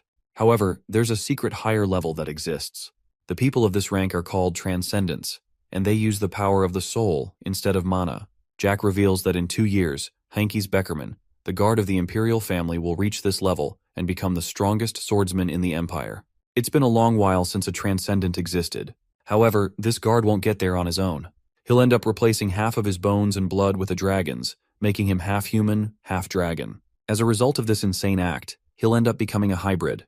While John doesn't see what the story has to do with anything, Jack reveals that the Thulkans currently have one dragon. Even if they're almost immortal, they can only perform so many experiments on one of them. So, the Imperial family sent people to other countries to gather information and check if a dragon existed there. After all that, John begins to laugh. He finds all that Jack said to be straight out of some novel. If he probably told this to the other mercenaries, they might just believe him. But after seeing John's reaction, Jack figures he's not a spy and now trusts him. Anyway, he passes by and he hopes the wedding between Jane and John actually happens. Just as he passes, Jack notices something that makes him go from 0 to 100 real quick and point his sword at the back of John's head. It appears John was about to draw his sword as well. Since Jack was the one who was suspicious of John first, he's letting the soldier live. He grabs his cloak and warns him about having any form of killing intent. If he does sense it again, Jack promises to nuke him out of reality. The rest of the soldiers who are panicked try to calm the situation. However, it's unfortunate because Jack thought he was finally coming to an understanding. But I guess that's just the relationship between an employer and employee. Later on in the night, Jack is asleep. However, the mercenaries are confused about what's happening. They're shocked to find out John's an 8th circle user. Some years ago, John revealed that he was a 4th circle user. While this discovery is upsetting, he probably has his reasons since he hid it after all the years they worked together. But anyway, now they know they have an 8th circle user on the group. One soldier figures that they just might become the best mercenary group on the continent, and John will become the king of mercenaries. However, not just anyone can reach that title. Plus, there are at least 4 mercenaries who are known to be masters, so he's not sure about this soldier's claim. Since everything Jack said was true, a different soldier forgives John for what he did, because everyone has their reasons for doing things. But he asks why John didn't react the time Jack had his sword at his neck. It turns out that moment was so terrifying that John's hands are still shaking because of it. At that moment, he was standing on the verge of life and death. Plus, there's no way he can tell the dude he nearly ruined his pants. Just like Jane said, Jack looks like an interesting child, but he's also pretty dangerous. The fight for the throne in the Thulkan Empire is already bad enough, and now he's hearing about spies and dragons. Who knows what's going to happen in the future? Anyway, John decides to look into this. A few days later, the crew's still on the journey. Jack wants to tell another one of his famous stories. This one's about the Orc Lord in the Forest of Monsters. The other mercenaries don't have much info about this fact. The only thing they've heard is that the dude's as strong as a 9th circle user. However, according to Jack, he's actually a 10th circle user. Of course, John's shocked to discover this. But anyway, Jack wants to talk about the past. Around 23 years ago, he and the Harpy Lord were a thing. Normally, orcs and harpies are their own #1 haters, and they start wars with each other pretty often. These two species are called the second tier of the Forest of Monsters, aka Defenders of the Forest. The only reason they're given these nicknames is because they're strong. Since they're enemies, it wouldn't make much sense for the Orc and Harpy Lord to be lovers. But it turns out they didn't hate each other when Darkex became the Orc Lord. However, the problem began 5 years later when everyone found out about the relationship between Darkex and the Harpy Lord. Even though humans, orcs, and harpies are different species, the desire for power still remains the same. Groups within the orcs and harpies wanted to overthrow their lords, so they began to plot against each other. However, all the plans failed and the two lords are still there. After everything was settled, Darkex and the Harpy Lord, Vilea, saw that their love could never be, and they chose the prosperity of their race over it. Whether that information is true is left to be seen, but one thing John knows is that the orcs and harpies are definitely more dangerous compared to the past. They even ended up stealing each other's skills. The harpies had learned the fighting prowess of orcs, while the orcs learned the power of the elements from the harpies. And the ones who caused this were Darkex and Vilea. So because of this, the two races went to war with each other, and also became the two biggest races of the forest. As a heads up, Jack tells John to explain this story if he ever ends up getting captured by one of them, and he's sure they won't be in a hurry to kill him. On the other hand, John doesn't even know if it's true, so he decides to pretend like it is. After hearing such a long story, Jack has some beef jerky, courtesy of Jane. Meanwhile, back at House Valentier, the Marquis learns that all the soldiers guarding Jack have been sent to the afterlife. Detectives believe that they were attacked with some advanced magic. Marquis Valentier is surprised something like this happened, and the question is, who did it? He calls the person who broke the news, Gonzalez, and mentions that he said nothing about Jack. Gonzalez believes he might have escaped since his corpse wasn't there. So after hearing that, the Marquis figures that something is definitely up and gives the dude authority to investigate. So with that, Gonzalez heads out of the room, and the Marquis figures that Jack is actually more useful than he thought. Jack has finally reached Mount Boulder, so he pays up for his services. John finds the bag to be a bit heavy, so he looks inside and discovers that Jack overpaid.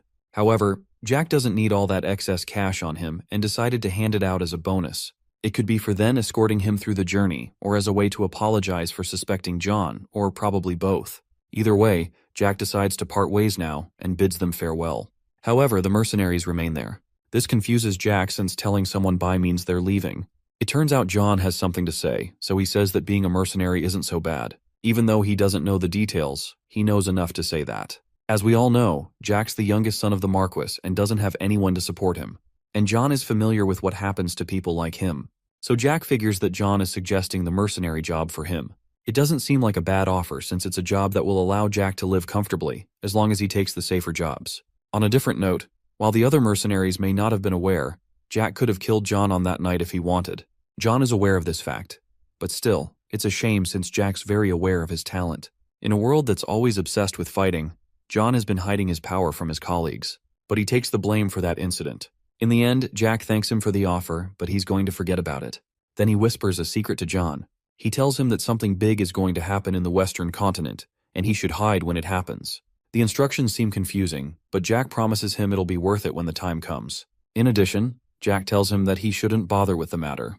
Even though money is important, one's life is even more valuable. So with that, John agrees to do this. That said, Jack heads on his way through some bushes. But before he leaves, John wants to know his name even though he knows who he is. So Jack introduces himself using only his first name, and then he asks for John's real name. After a bit of hesitation, we finally learn that his real name is Dynastismo. With a name like that, I don't blame him for hiding it. Now they know each other's names. Who knows if fate will let them meet again? From there, Jack travels solo. He gets through the mountain using a lot of jumping and parkouring. A few more jumps later, he finally arrives in front of some cave. He creates a mana ball to use as a light and goes into the cave, probably searching for diamonds. But he finds a dead end at the cave. It turns out his master is currently beyond the wall, and he got to the cave in the past by pure coincidence. During that time, all he wanted to do was escape his family. Jack gets out a bottle of some magic water and sprays it on the wall. Then he draws his sword and grips the blade so hard that he begins to bleed as a small price. Back then, Jack discovered the cave when he was 17 years old. And that time, he was just a total coward and wanted to kill himself. Ron had also died, so the only thing he could do was to run. After some hesitation, he couldn't end himself and then began to cry. As he cried, some blood from his slightly cut throat dropped onto the stone wall, and a secret passage was discovered. At that time, discovering it was like some kind of miracle, but now, he already knows that song and dance and has opened up the passage. He heads through the dark passage, goes through some stairs, and ties up his wound. He's also feeling slightly nervous about this since it's been decades he met his master. But now he's finally here. He's at some shady-looking cave, then he walks forward and takes a knee. It's been so long since he's seen his master, who's currently a mini clone of Tatsumaki from One Punch Man wrapped in chains. Normally, every living thing, no matter what they are, has to grow old and die, and this obviously includes Jack's master. However, she used a spell to separate her soul from her body, but they are still connected. So technically, she's been dead for 400 years minimum. But now, the problem is that the chains that link her body and soul are about to break. In Jack's past, she lived for 10 more years after this. But now he gets an extra 3 years added to that. Anyway, she seems to be talking through some form of telepathy and points out the fact Jack called her master. She wants to know who's speaking, but Jack tells her to guess. Unfortunately, she ain't playing no games and is annoyed by Jack's smug attitude.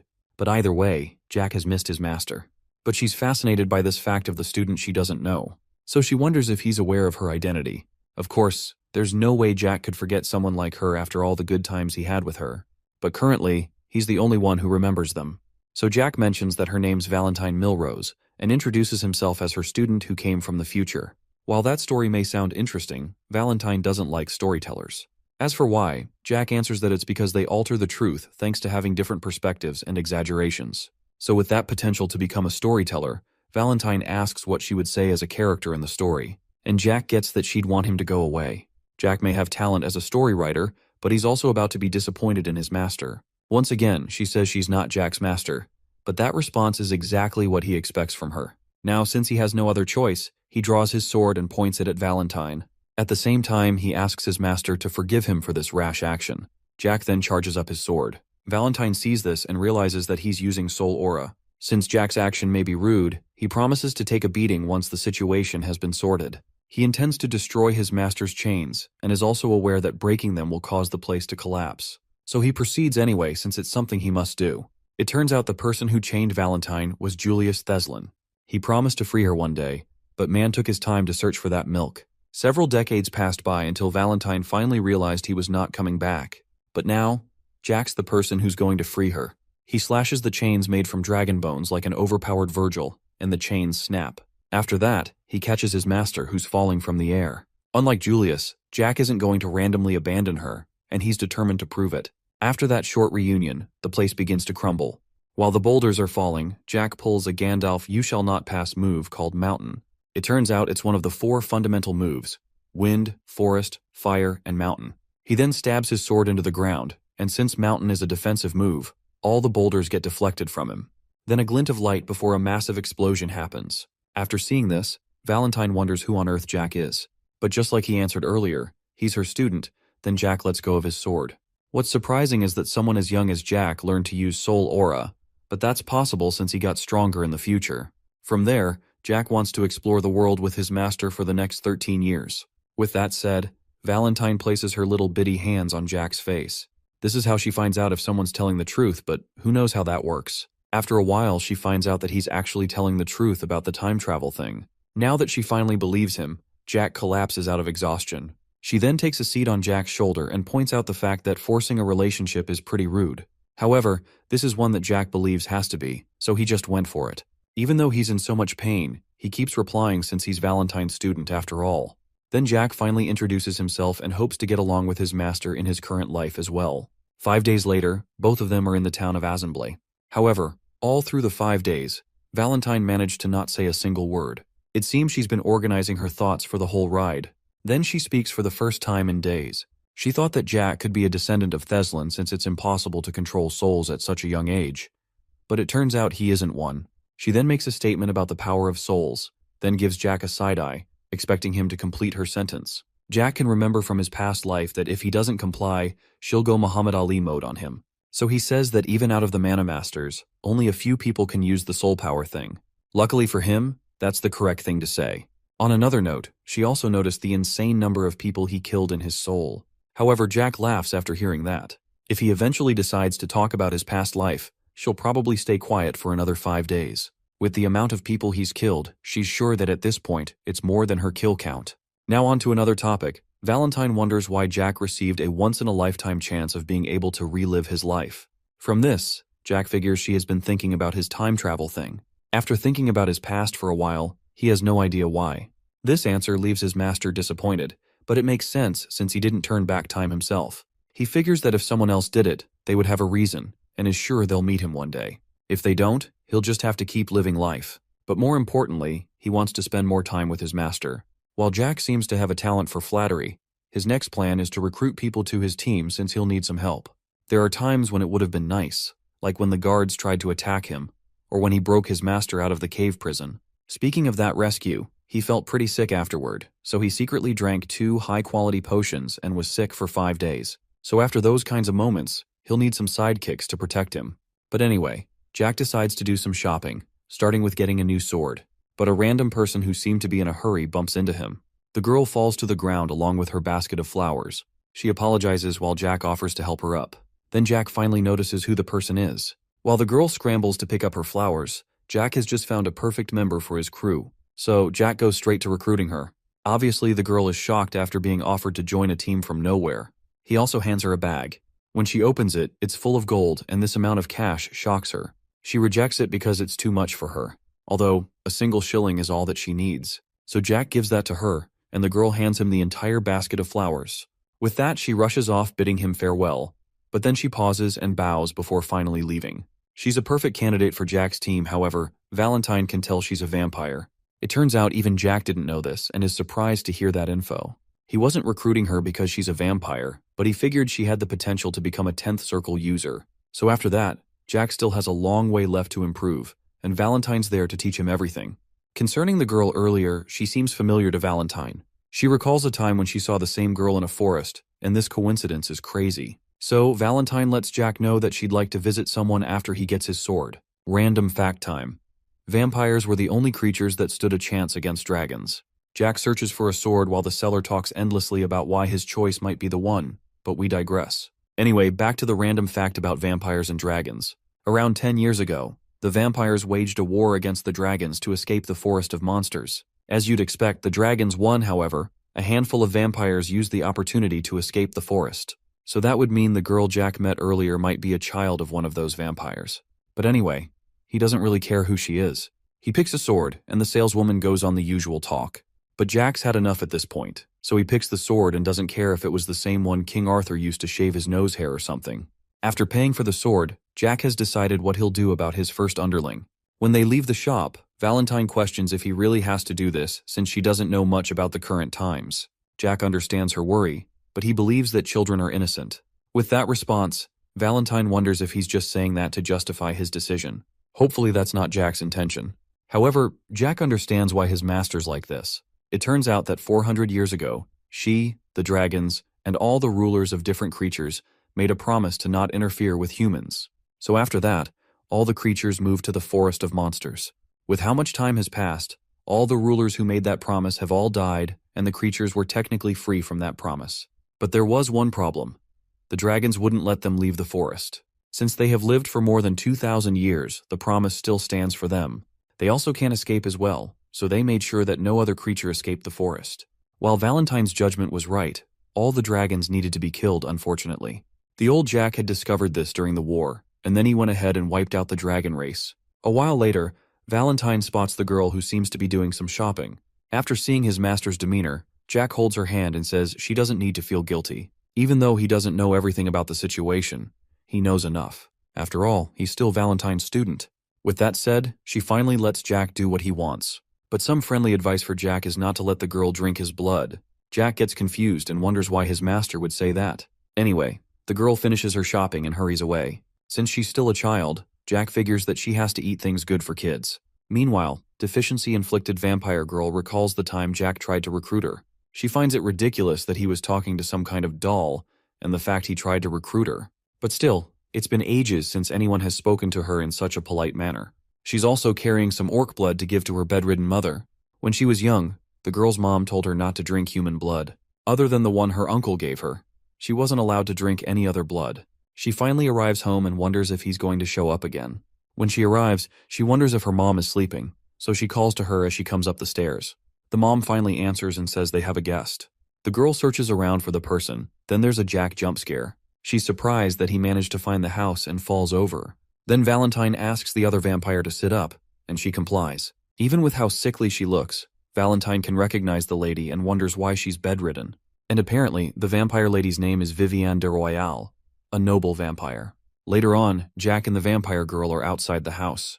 The girl, whose name we still don't know, plays with some birds while Jack watches. He then takes a look at the room window above. Even though he's keeping track of things with his mana, he really hopes nothing goes wrong. Back in the bedroom, Viviane wonders who the doll beside her is. After a subtle reminder, Viviane finally realizes that the person is Valentine Milrose, the very same person who threw her kind into the forest of monsters. Before Viviane can say any other thing, the weakness kicks in and she begins to cough and tremble. When she recovers, she points out that Valentine's now a doll. But this form is a curse, and Valentine only gets one night as a human out of an entire month. More importantly, she wants to know what a vampire is doing outside the forest of monsters. From her sickly and cracked-up appearance, it's obvious Viviane hasn't drunk blood for a long time, so Valentine wonders why.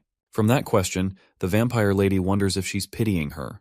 While there's no answer to that, a lot of time has passed. In the good old days, Valentine was pretty strong, and it was almost impossible to reach her. However, Viviane doesn't hate her for the decision.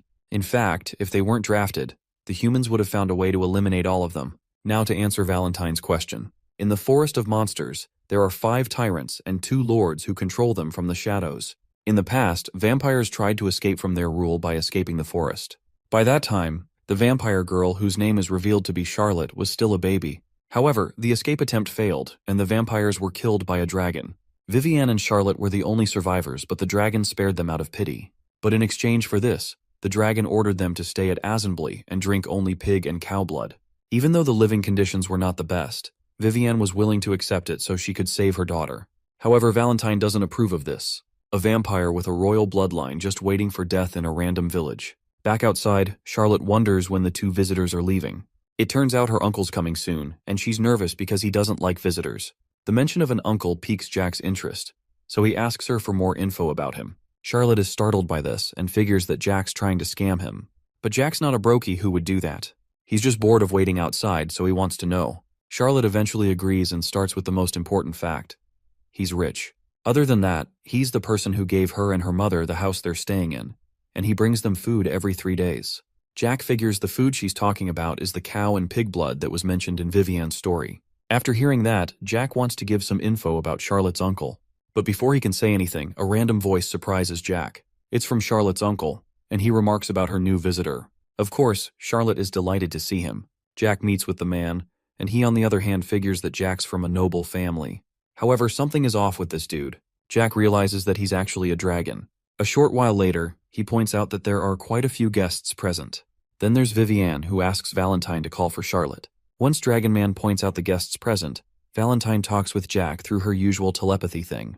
Jack confirms that he can hear her, and at the same time reveals there's another guest. So, Valentine instructs him to bring Charlotte and the man to the house. The man's a bit confused and wonders about Jack's mumbling. Jack reveals that his master's calling for him, so he leads the way. Besides, the dragon came to watch as Viviane's about to die, so they make their way up the stairs. Viviane calls for her daughter, then she is surprised when she spots the Dragon Man. However, he doesn't plan to do anything. After all, Viviane's about to give her final words, and he doesn't want to interrupt that. After hearing that, Charlotte becomes worried and checks up on her mother. She brings the orc blood that she bought earlier to give to her mother. However, she declines the offer, but appreciates the fact her daughter brought her a birthday present. Viviane then apologizes since she hasn't been able to do much for her daughter. After hearing that, this makes Charlotte worried. As for Jack, he believes that there's no reason for him and his master to come in the first place. They ran into Charlotte by chance, and Jack was the one who decided to follow her. He believes that's not enough reason for them to remain as she watches her mother die, so he wants to create a reason. He steps forward and asks if Viviane will entrust her daughter with him. Of course, she's shocked after hearing this. Then Jack takes her hand, and to keep things short, he asks how she wishes her daughter to grow up. He asks if she wants the vampires to rule the world, or if she wants revenge on the dragons who punished the vampires. While those sound like interesting choices, Viviane asks Jack to come closer. She points out the fact he's different from others as Valentine's disciple. However, all she wants for her daughter Charlotte is for her to live a happy life. Before she's finally over, she asks for Jack's name, and he introduces himself as Jack Valentine. With that said, Jack's sure he'll be able to take care of Charlotte. So he tells her not to worry and to rest in peace. With that, she thanks Jack for this, tells Charlotte she loves her, and finally bites the dust. From there, Charlotte begins to cry after losing her mother while Jack picks up Valentine. Then there's Dragon Man in the corner who begins to laugh after all the drama. He points out the fact Jack wants to take care of Charlotte, who looks like she's about to die as well. He continues to make fun of the vampires, but at this point, Jack has snapped and he attacks the dude, making a hole in the building as well. The dude flies out of the building, but he lands safely. He finds the fact that Jack suddenly attacked to be rude, and with that, he prepares for battle as well. He's about to do some fancy attack, but Valentine asks who he is. This action surprises him, and he pauses since he never felt any mana. Then he notices the talking doll, which is Valentine. Other than the two lords, 5 dragons stay in the forest of monsters. Valentine figures that the man isn't one of them since he's only 200 years old. So she wonders if he's a dragon that was born before that time. After hearing that, the man gets enraged that she knows something like that and wonders who she is. After the dragon demands to know who the doll is, Jack gets pretty annoyed at his attitude. Then Valentine asks to be put down. Once she is, she introduces herself to the dragon. Even this dragon is aware of Valentine Milrose. She was also called the Immortal Necromancer. However, she finds the alias to be stupid now. The dragon doesn't believe her, so she calls out 2 names, Bahamut and Volamot, and the dragon's shocked after hearing this. It turns out those are the true names of the 2 dragon lords, and only those who have seen them face to face know it. And since the doll knows them, the dragon believes that she's Valentine. What he wants to know is how she's still alive. Either way, it doesn't matter to him. It turns out our guy's a sublime fire dragon named Valactus Machiavelli, and he never expected to run into a legend like Valentine. Apparently he wanted to kill Charlotte as well. With that, Valentine orders him to leave. But Valactus isn't taking orders from her and reminds her about the promise. According to him, the dragons pitied all the other creatures and showed them mercy. And even with that, Valentine's ordering him to leave. However, this dude has been severely misinformed. It was actually Valentine who bestowed the grace, not the dragons, and Valactus is shocked after hearing this. The reason why the dragons were separated from humans was because their egos were as big as their physical sizes. Their belief that they were superior to everything was why war broke out between species. At this point, Valactus has heard enough and doesn't want to listen to an old hag. After this comment, Jack calls out to the magical lizard, and now he's pissed that an oversized 4-limbed reptile had the nerve to insult his master. After that, Valactus leaps into the air and tries to slash Jack with his claws. But Jack dodges easily and lands an easy mangy kick to the jaw. This sends him crashing into a wall. After that, Jack approaches him and lifts his chin with his foot. That's what he gets for disrespecting the master. However, the dragon's outraged by this, but Jack just tells him to shut up before he dies. Then Valactus grabs his leg and sends him crashing into the house. After a while, he emerges from the smoke and now his outfit has gotten dirty from that. Jack shows Charlotte the kind of person she considers an uncle. Then she begins to cry. Jack picks her up from the ground and lets her to take a good look at him. He's the person who killed vampires and probably killed her father, whom she never knew as well. On top of that, he toyed with her mother until she died. This is too much for Charlotte to take in. However, Jack mentions that he got her mother's permission to take care of her. While he draws his sword, Jack lets Charlotte know that her answer is the most important one. So Jack's determined to show her how powerful her protector is, as he leaps into the air to attack. Now it's time for a battle between an OP second circle user and an overgrown 200-year-old lizard. Jack swings his sword first, but Valactus jumps back, dodging Jack's attack. After a while, the two of them charge at each other to attack and exchange various slashes with each other. After that exchange, Valactus figures that Jack's not a strong mana user. Before he can finish his statement, part of his hair falls off. It turns out that was Jack's goal since it was disturbing him. Now the dragon is angry, and he's not going to hold back anymore. He fires an attack called Windcutter at Jack, but he's not bothered by it and easily blocks it. Valactus is shocked by this. He has every right to be since Jack just deflected a dragon's spell like it's nothing. Then Jack jumps in the air, grabs the dude's face, and slams him in the ground. After beating him up, Jack finally remembers Valactus. He's the loser son of another dragon named Luca Machiavelli, one of the 5 dragons who oversees the forest of monsters. Of course, Valactus is shocked by this fact. As for how Jack knows Valactus's father, he ended up cutting his head in his previous life. However, he never saw Valactus during that time. So Jack figures he died in some accident or was hiding for his life. Another thing Jack does know is that he acts just like his father. After revealing this, Valactus wonders who he's dealing with. But Jack answers that he's the student of Valentine, the person he insulted. Still, it's surprising that Jack dissolved a dragon spell since humans normally can't do that. After seeing what the strongest life form on the land has to offer, Jack points his sword at the dragon and gives him 5 seconds to bow and apologize to his master. And if he doesn't, Jack will grind him to dust and wipe him off the face of the planet, the same thing the dragon has done to others. The countdown begins while Velactus is on a knee. Just as Jack counts to 1, Velactus grows a pair of wings and flies away. Since things aren't good for him now, he has to run away. At the same time, he intends to report what just happened to other dragons. On the other hand, Jack never expected him to run away. However, he's not out of options to stop him. He prepares another attack, and then Velactus gives a look of terror. He takes a look and contemplates if Jack's launching an ICBM. But apparently, this is another one of those fundamental moves, and this one's called Wind.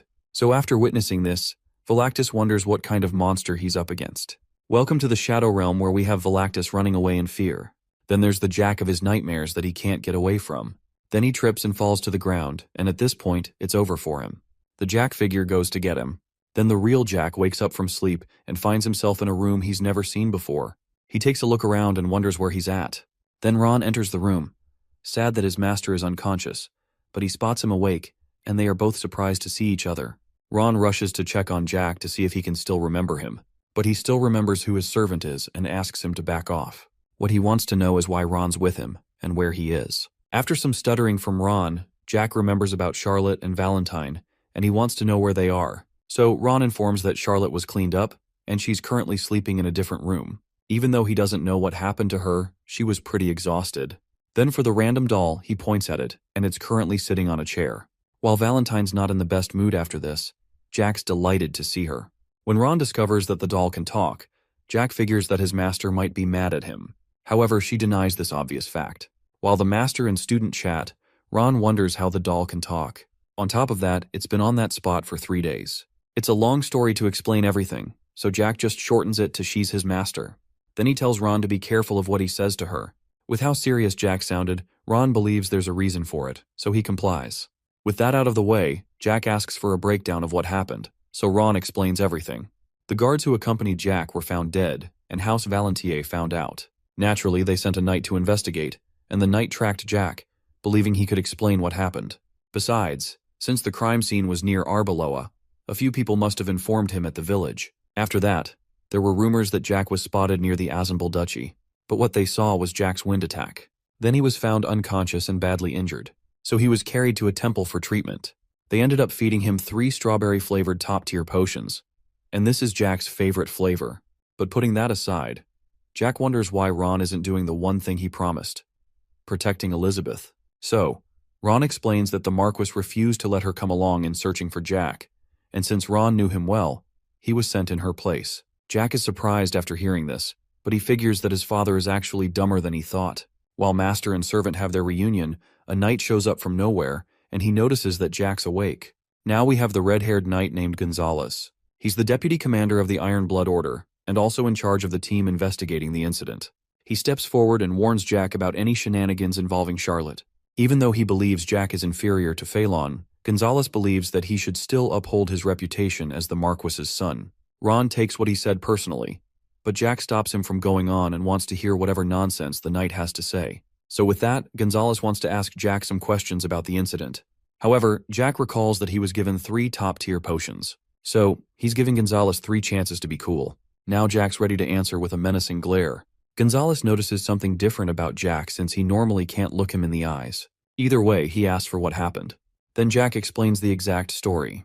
The guards were given a strange order to break his limbs. In the middle of the explanation, Jack asks what's up with Gonzalez's funny face.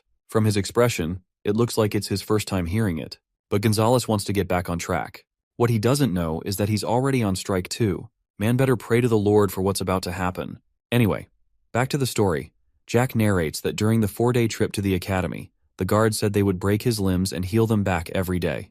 As if that wasn't savage enough, the 6th Circle Knight named Raisin took things further by saying he would destroy Jack's mana circles. After that explanation, Ron's pretty nervous about what he's saying, but Jack figures that he knows what's up.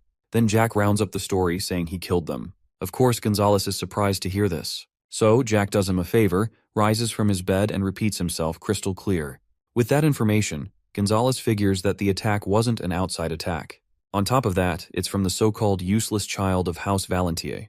But what's confusing him is how was he able to do it? Jack, on the other hand, is a person who would torment people trying to harm him. While it may seem like a joke, he's playing no games. Gonzalez then warns him about his tone, and before he can go on, Ron grabs his arm and would like to talk with him. Unfortunately, Gonzalez pushes him away since he's just a servant. After seeing this, Jack finally loses it and punches him so hard that he's now unconscious. The reason for Jack's sudden action is because that's strike 3. After that, Jack begins to feel dizzy and falls on the bed. As Ron goes to check on his master, Jack points out that the dude he just punched is a 7th circle user. Then he mentions the fact Ron's always acting as that weak servant and wonders if he's tired of it. After that, Jack grabs Ron's shirt and says that he doesn't need to do that anymore.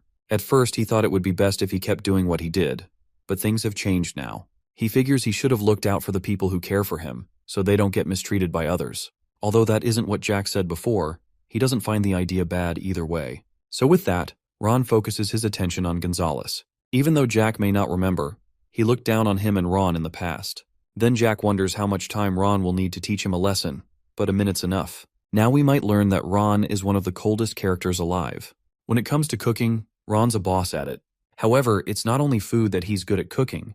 Watch him as he completely cooks Gonzalez in combat. At this point, Gonzalez has gone from deputy commander to deputy punching bag. Who knew that a servant like Ron had what it takes to throw some serious hands? Gonzalez tries to fight back, but he's a lost cause at this point. Ron easily dodges his attack and strikes again. The whole commotion draws the attention of nearby staff, and they are shocked by what's playing out. Meanwhile, Jack watches the fight and Ron's movements seem familiar to him. He has seen Ron fight before, but that's only using mana and spells and stuff since he's a 9th circle mage. That means his main skill should be in magic, not physical combat. But somehow he's able to body Gonzalez even though he's not jacked or anything. So Jack figures he must have a ton of fighting experience. Even if Ron's a spy from the Thulkan Empire, Jack still won't be able to kill him or beat him up. Well, back to the fight, and Gonzalez is showing signs of being a sore loser. He yanks a sword from a nearby guard and tries to kill Ron with it. Of course, Ron's prepared for this. He closes in and lands a solid knee right to the knight's face. After seeing how his servant fights like Mike Tyson in his prime, Jack figures that it must have been tough for Ron, who had such skills, to put up with his attitude. Then he calls to Ron, who seems to be enjoying every moment of the brawl. He mentions that it's taking long to finish up Gonzalez. While Ron pays attention to his master, Gonzalez tries to land a sneaky one at 1 HP, but a single punch from Ron ends him, and he's cooked. The entire fight took 1 minute and 12 seconds, so Jack points out that Ron has to get back in shape. Then there are the 2 random guards. Jack orders them to quit staring, and they head back to their posts. Now that's over, Jack yanks the dude's hair and wants to have a friendly chat with Gonzalez. Looking at his status, he seems like a competent fellow and is Marquis approved as well. Gonzalez is outraged that a servant beat him up, but a firm tug on his hair shuts his mouth. Even though he's been defeated, he has completed his investigation and found the culprit of the incident. So, mission failed successfully. Looking at Gonzalez, he's the favorite knight of the Marquis, the 3rd most powerful knight in House Valentier, and is currently in his late 30s. But most importantly, he's a deputy commander, and it would be a waste to kill him. So, Jack asks if he's interested in becoming an 8th circle user, and a commander at that. But Gonzalez is surprised at the way things are going. But to gain those things, Jack asks that he promise him one thing. However, before we can hear that promise, Ron sees the conversation and figures that Jack is up to his usual schemes. But anyway, he's glad about the fine young man his master has grown into. Then he gets poked on the knee. He spots Valentine and gets on a knee since she's the master of his master. But she skips the chit-chat and asks if he's associated with Dokwan, and Ron is shocked after getting this question. Valentine wonders if Ron is associated with Dokwan. Looking at his past, he became a 9th circle user around 20 years ago. Since he became a 9th circle user in his mid-20s, he must have held a high spot in Dokwan. But now Ron's glory days are gone and he's a servant. Not only that, he also had the potential to become a 10th circle or even control spirits. Then Valentine asks if it has been 20 years since he last used mana. Well, kind of. It has actually been 19 years. From the moment he stepped foot in the Marquess's estate with Jack and Elizabeth's mother, he never used mana again. However, the only time he used mana was to chase after Jack. Even though it doesn't seem of any importance currently, Ron doesn't regret being Giganerfed to the Phantom Zone, and also doesn't care about being looked down on as a servant. He has no interest in fame and is fine with just serving Jack. Valentine has been curious about Jack's talent so far, but now she's seen that a warrior of Dokwan is willing to sacrifice his life for him. Then she wonders if he's aware of this. Apparently, Jack had told Ron that he had a hunch about his past, but he decided not to dig into it. So Ron's positive that Jack knows of his past, but doesn't want to make a big deal of it. However, it appears Jack hasn't been listening to the conversation. If he was, he would have asked what on earth a Dakwan is, since there's a lot he still doesn't know. Anyway, back to Jack, who's busy threatening Gonzalez. He asks the frightened Gonzalez once again if he would like to become a commander. At this point, Gonzalez is speechless and stutters in fright. However, this seems like one of those choices where the reply doesn't matter, and Jack gets on him. Even though Gonzalez is frightened after receiving a beating, Jack tells him not to move or circulate his mana. Then he reaches for Gonzalez's chest and does a few mana things. He circulates his mana through his victim's body until he finds the mana circles. Currently, there are 7 of them revolving around his heart, and now Jack's mana gets to them. Gonzalez notices that something's up with his mana circles, but Jack stops him from struggling. He may not know what Jack's up to, but one thing for sure is Jack isn't killing him. If he wanted to, Gonzalez wouldn't even be alive by now. So with that, Jack continues what he's doing with the mana circles. A few mana moments later, there's some kind of explosion in one of the circles, while Gonzalez prays for his life. Shortly, the procedure has been completed, and he can now open his eyes. He checks his mana circles, and now, the deputy commander has 8 mana circles. However, it's only temporary and will last for 3 to 5 months. Gonzalez is confused by this and wonders who Jack is exactly. Unfortunately, he's not in a spot to ask questions. As for what will happen to him next, he doesn't have a choice but to follow all of Jack's orders. And if he refuses, he'll die in the most brutal way imaginable. Of course, he's terrified to hear this fact. After all, Jack's the person who learned dark magic according to the rumors. Now let's go back to the past for a bit. After the time Jack beat up Phelan and was imprisoned, Marquis Valentier spread a rumor about Jack saying that he used dark magic. But it turns out that was no rumor. It was actually true, and Gonzalez just experienced it for himself. Then Jack orders him to get on his knees, and Gonzalez has no choice but to obey. Now Jack wants to give him his first assignment as his underling. He orders Gonzalez to return to Valentier Manor and report that he doesn't know anything about Jack, and Gonzalez agrees to this. For the next mission, Jack tells him to murder at least 40 vassals of House Mantees at the manor within 3 months. This includes knights who are on the Marquis's side. Gonzalez agrees, but then it fully hits him and he's shocked by what he has to do. Of course, he has no choice in this matter. Jack didn't give him an extra mana circle for nothing, so Gonzalez has to keep this in mind. With that said, Jack gets up from his seat and goes to his new servant. He assures him that everything will be fine, as long as he follows his orders. After all, Gonzalez became an 8th circle user almost instantly, and Jack entices him saying there's more where that came from. However, the guy's still nervous. He has every reason to be since he can't say no. But there's another thing left. From the way Ron had whooped him, Jack figures that Gonzalez must have done a few things in the past to piss him off. So, because of that, he'll now have a taste of how it is to be a servant and will be serving Ron. Obviously, Gonzalez is depressed to hear that, and Jack will be getting feedback from Ron in addition. After that's settled, Jack yeets the new servant out of the room. Now he has Chickling Model 2. Model 1 was a complete buffoon and got himself killed.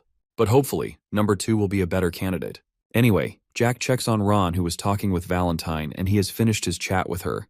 Now that everything's been sorted, Jack wants to go grab a bite. However, Ron doesn't approve of him going out with that hospital patient drip. So he came prepared and packed a set of clothes for Jack. Since a lot of Jack's things were ruined, Ron had prepared some clothes in advance. So Jack thanks Ron for looking out for him as usual. Just as he's about to head out, the door opens. Jack believes it's Gonzalez again until someone rushes at him. It turns out this person's actually Charlotte, and she goes to hug Jack. She then begins to cry because she is worried about Jack. With this encounter, Jack informs Ron that he'll be out for a while, and tells him to make the good food that he always does. As expected, Ron complies with his request. Then there's Charlotte, who hasn't had any blood, but she's still strong enough to squeeze the life out of Jack. One suffocating hug later, the two of them head outside. Jack apologizes for wrecking her house, but it's cool with Charlotte. She believes that even if it were still standing, it wouldn't matter for her to live there since her mother is dead. Charlotte begins to cry since her mother's dead, and it wouldn't mean anything to live in the house. After she says that, Jack steps up and holds her hand. Of course, since he's the protagonist, his mother also died just like every other one out there. He was so little when she died that he barely knows what she looked like. But even with that, Ron and his master were there to support him. Even though his life seemed miserable, he still got to experience happiness. After that, Jack slits his wrist with some mana, and he begins to bleed. Then he shoves his bleeding wrist into Charlotte's mouth. It's what it seems. He's offering some of his blood to her, and she's enjoying it. With how she's biting down on his hand, Jack figures she must have been pretty hungry. And when she's done drinking Jack's blood, her body heals instantly, and straight out of Africa-looking vampire is no more. It turns out this pretty fast recovery is the reason why vampires were almost as strong as dragons. If they drink the right kind of blood, they can recover quickly.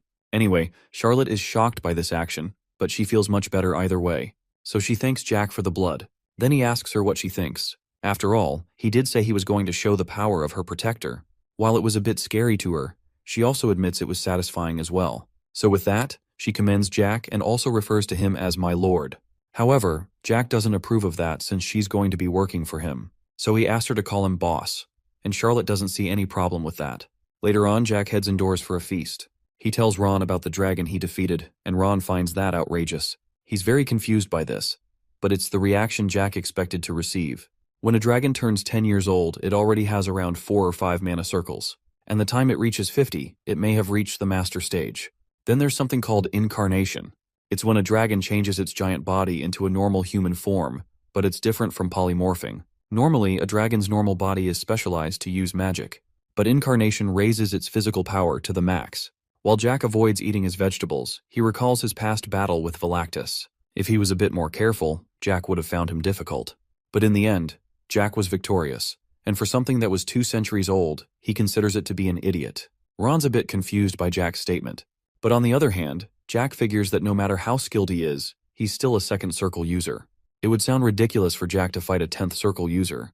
But as for the dragon, he lacked experience and couldn't use incarnation. In the end, he got scared, used some magic, and ran away, which all led to his death. With those in mind, Jack realizes something. Any sane person wouldn't believe he killed a dragon. For instance, the folks of the Fire Ant mercenaries would just laugh it off as usual. But Ron casually accepted Jack's ramblings. So Jack figures that Ron knows a lot of things like dragons still exist. With that said, there's no way Ron's beating these allegations. However, he thought Jack would know everything about him since he time traveled and all that. But Jack has no idea about that. The only thing he knows is that Ron died an untimely death. Even though Jack knows quite a bit, there are still some things he doesn't know. Ron informs him that telling him everything is going to be a long story. However, Jack doesn't want to hear the full gist. He's aware that Ron's a careful man. He never told Jack anything even from the time they escaped the Marquis's manor in his past life. After all, everyone has a few secrets. But there's still one thing on his mind. Out of nowhere, he wants to ask his servant a question. Jack wonders if Ron has any connections with the Thulkan Empire. Or more accurately, if he's a spy. Of course, there's no way Ron would do such a thing. After hearing that response, Jack goes, "Understandable, have a nice day." He was suspicious for a moment, but he's relieved after the response. However, Jack wants him to realize that he doesn't want to burden him. But judging from the smile on Ron's face, he believes he caught on. Now for the next plan, Jack wants to make more mana circles. In his current stage, he goes out of action whenever he uses his soul aura. So, he has to increase his mana circles and regain his former glorious physique so he can withstand the force of using it. But that's a thought for another day. He still has to get to the academy. Shortly, Valentine shows up, surprising Jack. It turns out he used a move called the Dark Halter, and she figures that he's definitely the one. Apparently, this Dark Halter is a dark magic spell that only she and Jack know. The reason why it's only the two of them who know that spell is because Valentine is the one who created it. Her glory days were during the time of war, so she used this spell against enemy spies.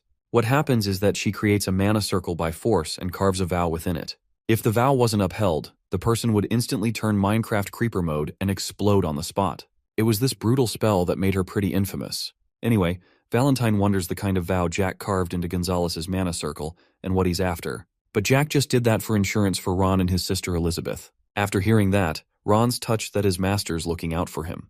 However, this emotional display doesn't sit right with Jack. Shortly, Charlotte pays a visit. She's seeking refuge from all the maids who wouldn't stop bothering her. But she came in at just the right time, so Jack offers her a seat. Ron then offers to make her a meal, but thanks to Jack, she's already full. And Ron's confused by this. Jack intends to let Charlotte attend the academy as well, so he asks Ron if that'll be possible. But Ron considers himself as just a mere servant. While that's true, he's still a competent servant. Even with all that competence, Jack wonders if he still doesn't know anything. Now Ron's put on edge and he still claims to not have a say.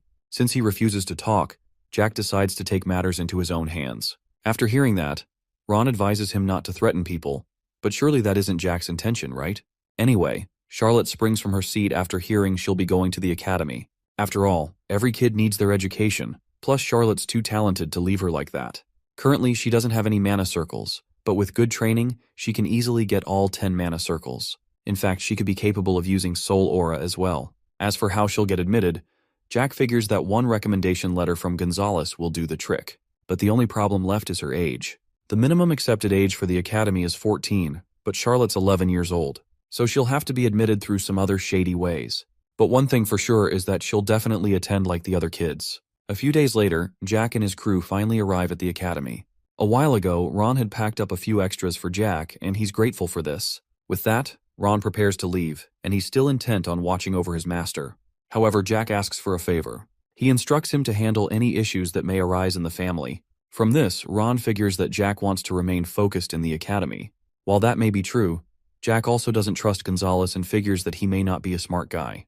In fact, he holds him in zero regard and even plans to get rid of him when he's done with whatever he ordered him to do. So Jack wants Ron to manage him as well. Apparently, the plan is to slowly cut off the hands and feet of Marquess Valentier. By hands and feet, he's talking about House Mantas and the elders of House Valentier. Then there's Elizabeth. Jack figures that she's way too kind.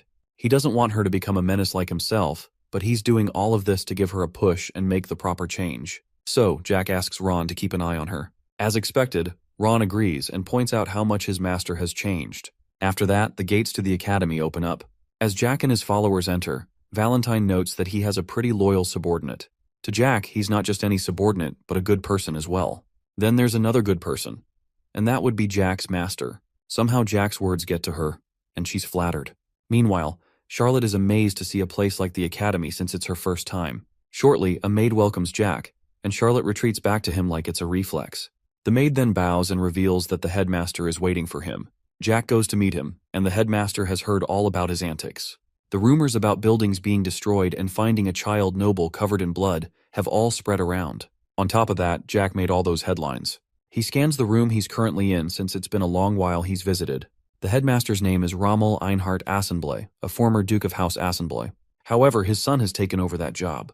Now, Rommel's the headmaster of the academy. From what Jack has seen, things are the same as always, just like when he came to the very same office in his past life. Back then, Jack was contemplating if it would be allowed for him to take an exam. At this time, he looked like he was in a pretty rough state, but the headmaster assured him that everything would be all right. With how his family was going, Rommel was very sure that either his father or brother would kill him before he came of age. But this situation he's in doesn't seem unfamiliar to Rommel. After hearing that, Jack wondered what he should do, but places his hand on Jack's head and says he has to figure out that one by himself. However, the headmaster did give him a single room at the dormitory and other benefits from preferential treatment. Back to the current moment, Jack's no longer that nervous child of before. He calls the headmaster old man and would like to make a deal with him. Rommel is shocked by his display of confidence in calling him that, and Jack wants to save his life one time since he's indebted to him from the past and asks for a favor in return. From this statement that Jack just made, Rommel can tell that Jack has gone through some changes. The first time he met him, he was covered in wounds and he was very timid. Now he's a different person within the 1 month he never saw him. Well, that's for the headmaster. Jack, on the other hand, hasn't seen him for 20 years. They say that 20 years is 2 epochs, and that's more than enough time to make a change. Anyway, Rommel finds what Jack said earlier to be interesting, and asks him to explain how his life will be saved. According to Jack's memories, the Thulkan Empire defeated the Theslan Kingdom in exactly 1 month. While Theslan tried their best, the Thulkans had 30 masters, and most of them were turned into dragon hybrids. On top of that, they had more than 1,000 mana users who were 7th circle users and above. Comparing this with the 2 masters of Theslan and barely 100 high-level mana users, we can see how they're not winning this one. Even with that, Jack finds it crazy that it took 1 month for Thulkan. If he were the Empire's commander, 3 days would have been more than enough for him. But the reason Theslan could hold out for a month was because of the headmaster before Jack. During the time of the war, it turns out Rommel led a magic corps consisting of 700 of his soldiers. They appeared out of nowhere and fought for Theslan. If things went perfectly, Theslan would have lasted for 2 extra months. But since we don't live in a perfect world, he was betrayed and killed by a person Rommel trusted the most, Brutus. Rommel is startled after Jack calls out that name. He then tries to correct Jack not to call an instructor by their first name, but Jack doesn't care. He says that person's a spy from the Thulkan Empire. Brutus Marco is currently a 6th Circle Knight who's the assistant instructor of the swordsmanship department and a vassal of House Assenbull. On top of that, he's a person who seems to look up to Rommel. This means that Jack just insulted a House Assenbull vassal. Again, Jack doesn't care and he warns Rommel that he'll regret not listening to him. But Rommel advises him not to do anything rash and is willing to overlook what he just heard. So with that, he tells Jack to leave. However, Jack rummages through his pocket and places a crest on the table. He's a man of his word and lets Rommel know that something might come up in the office. Either way, he asks for Brutus to be brought in. A while later, Brutus arrives at the office. Jack's a man who likes to get to the point, so he thanks him for his service and tells him that he doesn't need to provide the Thulkans with more info. Brutus is startled after hearing this, and he doesn't seem to be aware of what Jack's talking about. But Jack doesn't plan on repeating himself. Brutus also recognizes Jack as that noble kid who was involved in an accident, so he figures that Jack must have injured his head instead of his body. Even if the headmaster spares him, Brutus informs Jack that he'll face punishment for this accusation. At this point, Jack has lost his patience and he gets up from his seat. With the crest in his hand, he punches the instructor not just for being a spy, but for also yapping. That sudden attack from Jack sends Brutus stumbling backward. Rommel doesn't interfere with the matter though, but Brutus wonders what's going on. Suddenly, Jack attacks again, and it appears he's going to fight for real. So Brutus throws a right since Jack has just assaulted an instructor, but Jack can dodge a punch like that any day, like he's Spider-Man. Then Brutus is surprised after seeing that. On the other hand, Jack can see the 6 mana circles protecting his opponent. But still, there's a weakness. Jack sucker punches him in the gut, and it's super effective. Then Brutus is launched into some nearby furniture. Rommel is shocked to see what just played out, while Jack breaks the crest from earlier, hoping that's the only thing in the office that broke. Next, Jack approaches Brutus, who's on low HP, planning to make him confess his deeds. To be on the safe side, Jack suggests that he should peacefully turn himself in. However, Brutus still decides to play dumb. Now it's time to take things a step further. Jack places his hand on his victim's chest and learns that he has 6 mana circles, all of which he worked pretty hard to create. Since it's far more significant to break something someone worked pretty hard for, I believe we can all see where this is going. Jack wants to ask Brutus a few questions, and for each one he answers wrongly, Jack will break one of his mana circles. Of course, Brutus is terrified to hear that, but there's no time to think because a question's on the way. The first question is pretty simple. Jack asks if he's a spy from the Thulkan Empire. Chills run down Brutus's spine after hearing that, but he eventually denies that he's a spy. That's not what Jack wants to hear, so there goes one circle. In seconds, Brutus is now a 5th circle mana user. Jack asks the question again, but Brutus remains silent this time.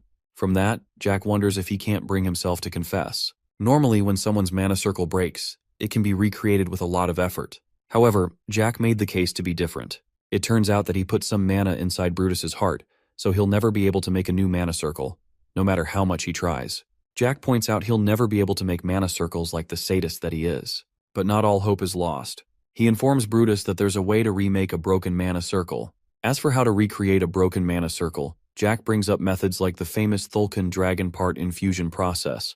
Just maybe that will make Brutus able to recreate a broken mana circle. After he says that, Brutus wonders how he knows something like that. Now it seems Jack's in a step in the right direction because Brutus seems to know something. So with that, Jack figures that he's gotten the green light to start with his experiment. To prepare, he gets on Brutus, who is still shocked at this point. Somehow, as a 6th circle user, he knows up to the extent of dragons and the human experiments. At this point, Brutus begins to freak out and wonders how Jack knows about the Thulkan's secret research. From his outburst, Jack has just struck a gold mine. But Brutus isn't going to get an answer to how he knows that. So Jack runs his mana through him, shatters a few more mana circles, and he's now done. It turns out he just broke all of Brutus's mana circles, so he has nothing left of his life now. With that out of the way, Jack returns his attention to Rommel. Since he just saved the old man's life, Rommel has to repay with a favor. Then there's Brutus, who's still conscious on the ground. He tells Jack that Thulkan won't let him get away with what he's done, he's going to rip through Jack and all that. But a single stomp shuts the guy up. Now that the second phase is over, Jack apologizes to Rommel since he's given him something to clean up. However, Rommel is still fascinated by Jack's sudden switch in attitude, but Jack says that he managed to change a lot in the past month. From that unclear answer, Rommel decides not to press further for more details on his change. But one thing he must know is how Jack discovered the spy, including the dragon-human experiments. Before the conversation goes into an endless side quest, Jack reminds Rommel of the deal from earlier. He seems to be aware of the signs of war that are showing up. In the Thulkan Empire, there's already a fight for the throne. This fight is between the moderate party led by the second prince of the imperial family, and the hardline party which supported the crown prince. In the end, the hardline party won, and after that, the Thulkan Empire unified the continent. However, since Jack lived in the mountains for 10 years with his master, he doesn't know the exact details. Anyway, Jack leaves Brutus to Rommel to do whatever he wants. The fact Brutus knows about the dragons means he knows more than expected. So Jack tells Rommel that he's free to gather more intel from him that will be useful to both himself and the king. However, Rommel's confused when Jack mentions the king, but what else is he supposed to call him? He definitely can't call him what's on his mind. But anyway, Jack wonders how a 6th circle knows about the experiment. At the current moment, the half-dragon experiment has passed animal testing and is being moved to the human testing stage. According to the details he heard in his past life, plus some random documents he found, this experiment was considered Area 51 level of secret, even within Thulkan. Anyway, Jack has a favor to ask of Rommel. Scratch that, he has 2 favors to ask. Since the headmaster obviously has a lot of money, his first request is a private villa near the academy, and one that has a garden at least. Rommel reminds him of the rule that all students should stay in the dormitory, but Jack says there are exceptions to rules. This was one of Rommel's teachings to him, by the way. As for his second wish, Jack asks him to admit a certain kid into the academy as a first-year student. However, this is the second semester, and students are admitted only in the first. But Jack knows that the headmaster can always work his magic around that. Rommel figures that the child Jack's talking about is the pale one outside, Charlotte. So, he's curious about Jack's relationship with her. He reveals he's her new benefactor. After hearing that, Rommel lets out a sigh and is like, "Sure thing, buddy." Jack, on the other hand, wonders why he's sighing since it's true. A while later, Jack comes out of the office, and Charlotte is excited to see her boss. After Jack gives her some head pats, she wonders if the academy will be her new school. Jack tells her it will be, and she's delighted to hear that. But shortly, her smile turns upside down. Since she looked happy literally seconds ago, Jack wonders why the sad face. It turns out she never expected to attend the academy. Normally, the academy is a place for only humans, and as we all know, she isn't one. So she's upset with this fact. However, Jack wonders why that matters and asks if she's ashamed of being a vampire. But of course she isn't. While Jack isn't in the position to say this, he considers Charlotte's fate to be really unfortunate. Her family, House Royal, ruled for generations. The name alone is a dead giveaway that it was a royal family of vampires. But now most, if not all of them, have been killed, including Charlotte's father. Her mother, Vivienne, was her only family left, but we all saw how that turned out. But even with that, Jack tells her to have pride in herself, and not to get involved in what she is.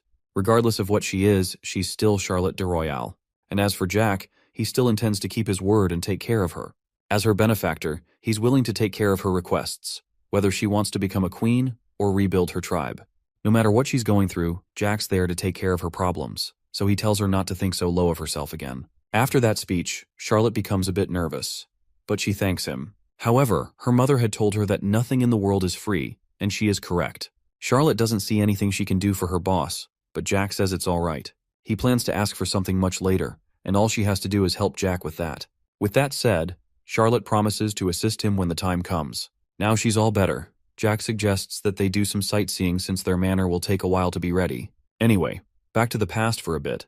Rommel informs Jack that Charlotte will be admitted either on the current day or the next. As for the manor, it would be ready in 2 hours. However, since it's pretty difficult to look after a huge villa alone, Rommel offers to send in some housekeepers. Jack thanks the old man for this act of consideration. However, he believes it's an excuse, and Rommel's actually trying to keep an eye on him. But it doesn't matter anyway. Jack spots one of the rare moments his master is smiling. He wonders why she looks so proud. Valentine found what Jack said to Charlotte earlier to be nice, and discovered that he places more value on identity. She always thought he was just a twisted individual, but it's nice to see that part of him. After hearing that, Jack decides to take that as a compliment. Shortly, they come across a dude who seems to be training his heart out. Jack figures it's nothing that concerns him, but Valentine tugs his ear and wants to watch him. So Jack agrees and they all take a seat. After receiving Valentine's odd request, Jack takes a look at the dude. He appears to be 17 with a pretty good physique. Then Jack goes for the mana check. After scanning him, he's surprised by what he's seeing and wonders if it's for real. Jack is completely surprised after looking at the mysterious person's mana. He's a second circle user and only has the potential to become a fourth circle user. Jack's disappointed after seeing such level of mid and wonders if Valentine's interested in him. He's not afraid he'll get replaced as Valentine's student, but Jack wonders why she seemed interested in the guy. She's also aware that the dude's potential in mana sucks, but there's another thing she notices about him and asks Jack to guess. However, Jack figures it might be his physique, but he's completely wrong. Some more time passes and the crew watches the dude training. Charlotte notices that he has been training so hard and looks ready to collapse at any moment. On top of that, he looks like he also sustained a few injuries while training. Jack notices this. Then Valentine asks again if he knows why she took an interest in him. After a second look, Jack notices he's had his mana circle broken. Again, recreating a broken mana circle is pretty much impossible. However, this dude seemed to have recovered all by himself. Even though he may not have good potential for mana anymore, Valentine notes that he has a strong willpower. She considers adding something else to that, but changes her mind. but Jack may have an idea of what she wants to say. While he does have a good work ethic, that's not why Valentine's interested in him. Apparently, the foundation of dark magic is death, destruction, resentment, and revenge. This dude didn't just regenerate his broken circle with sheer willpower, but also thanks to his tenacity. Underneath all of that is a deep hatred. So with that, Jack goes to meet the person. The person notices him and asks what's up. Jack then gives a few friendly swordsman tips, like how he's gripping his sword too hard and how his footwork needs some polishing up. Finally, he points out the fact he's thinking about his broken mana circle a lot, and the guy is shocked. But Jack adds that dwelling so much on it will only weaken his defense. After that critique session, the guy wonders who Jack is. But he on the other hand says he's just a guy watching, and wonders if the student gets beaten up, regardless of his physique. With how nervous he seems after that question, that might be the case. Anyway, Jack hands him a grape-flavored potion. Why is he giving it to the dude? Just because he can. As for how he got a hold of something like that, he robbed Gonzalez earlier, and now he's loaded. Next, Jack asks for the guy's name. After a bit of hesitation, the dude introduces his name as Thanos, but with way less purple. So with that, Jack wishes him luck with recovering his Infinity Stones. Before he leaves, Thanos wants to know who he's talking with, so Jack introduces himself to him. And with that, Jack heads out. Hopefully they'll meet again. On one hand, there's Valentine who doesn't resonate with Jack's cool display, and on the other, there's Charlotte who still thinks he's cool. So obviously, Jack responds to the more positive comment. Thanos takes a look at Jack who's venturing into the distance, then it finally hits his brain with 999 ping. He realizes that the person he spoke with was the Jack Valentier. The man, the myth, the one and only waste of House Valentier. Well, those are the rumors our friend Thanos heard, and there's no way he wouldn't recognize him. In fact, he was such a legend in the academy, getting unrivaled scores of all zeros in his first semester. So with all those facts, Thanos wonders if he misheard the boy's name from earlier. A while later, Jack arrives at the Azenbul Duchy near the academy. It's a place where the honored guests of House Azenbul stay. So with that, Romel's errand boy had assigned some maids to take care of Jack, and his name is John Doe. Yep, that's the same default placeholder name that Dynastismo, the leader of the Fire or Red or whatever ant mercenaries. Putting that aside, Jack commends the manner that was prepared for him.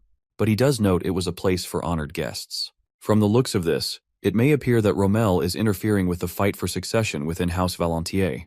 So Jack wonders why John Tuno looks upset. He on the other hand doesn't consider his feelings important. He's just doing what he was told. After all, he's Romel's errand boy, but Jack, however, informs him that he's being rude. John's confused by what he means, so he clarifies that the dude is hiding his true self with polymorphism. Of course, John's shocked by this discovery, but Jack lets him off the hook with his fake name. One thing he does wonder about is why there are so many high-level mana users in such a tiny area. As far as he knows, there aren't that many 9-circle mana users in the kingdom.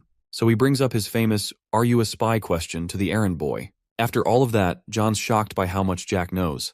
Who we thought was John Doe begins to show his real identity, and he even stopped his mana flow just in case. Since Headmaster Rommel was so interested in Jack, John paid him a visit to have a look firsthand.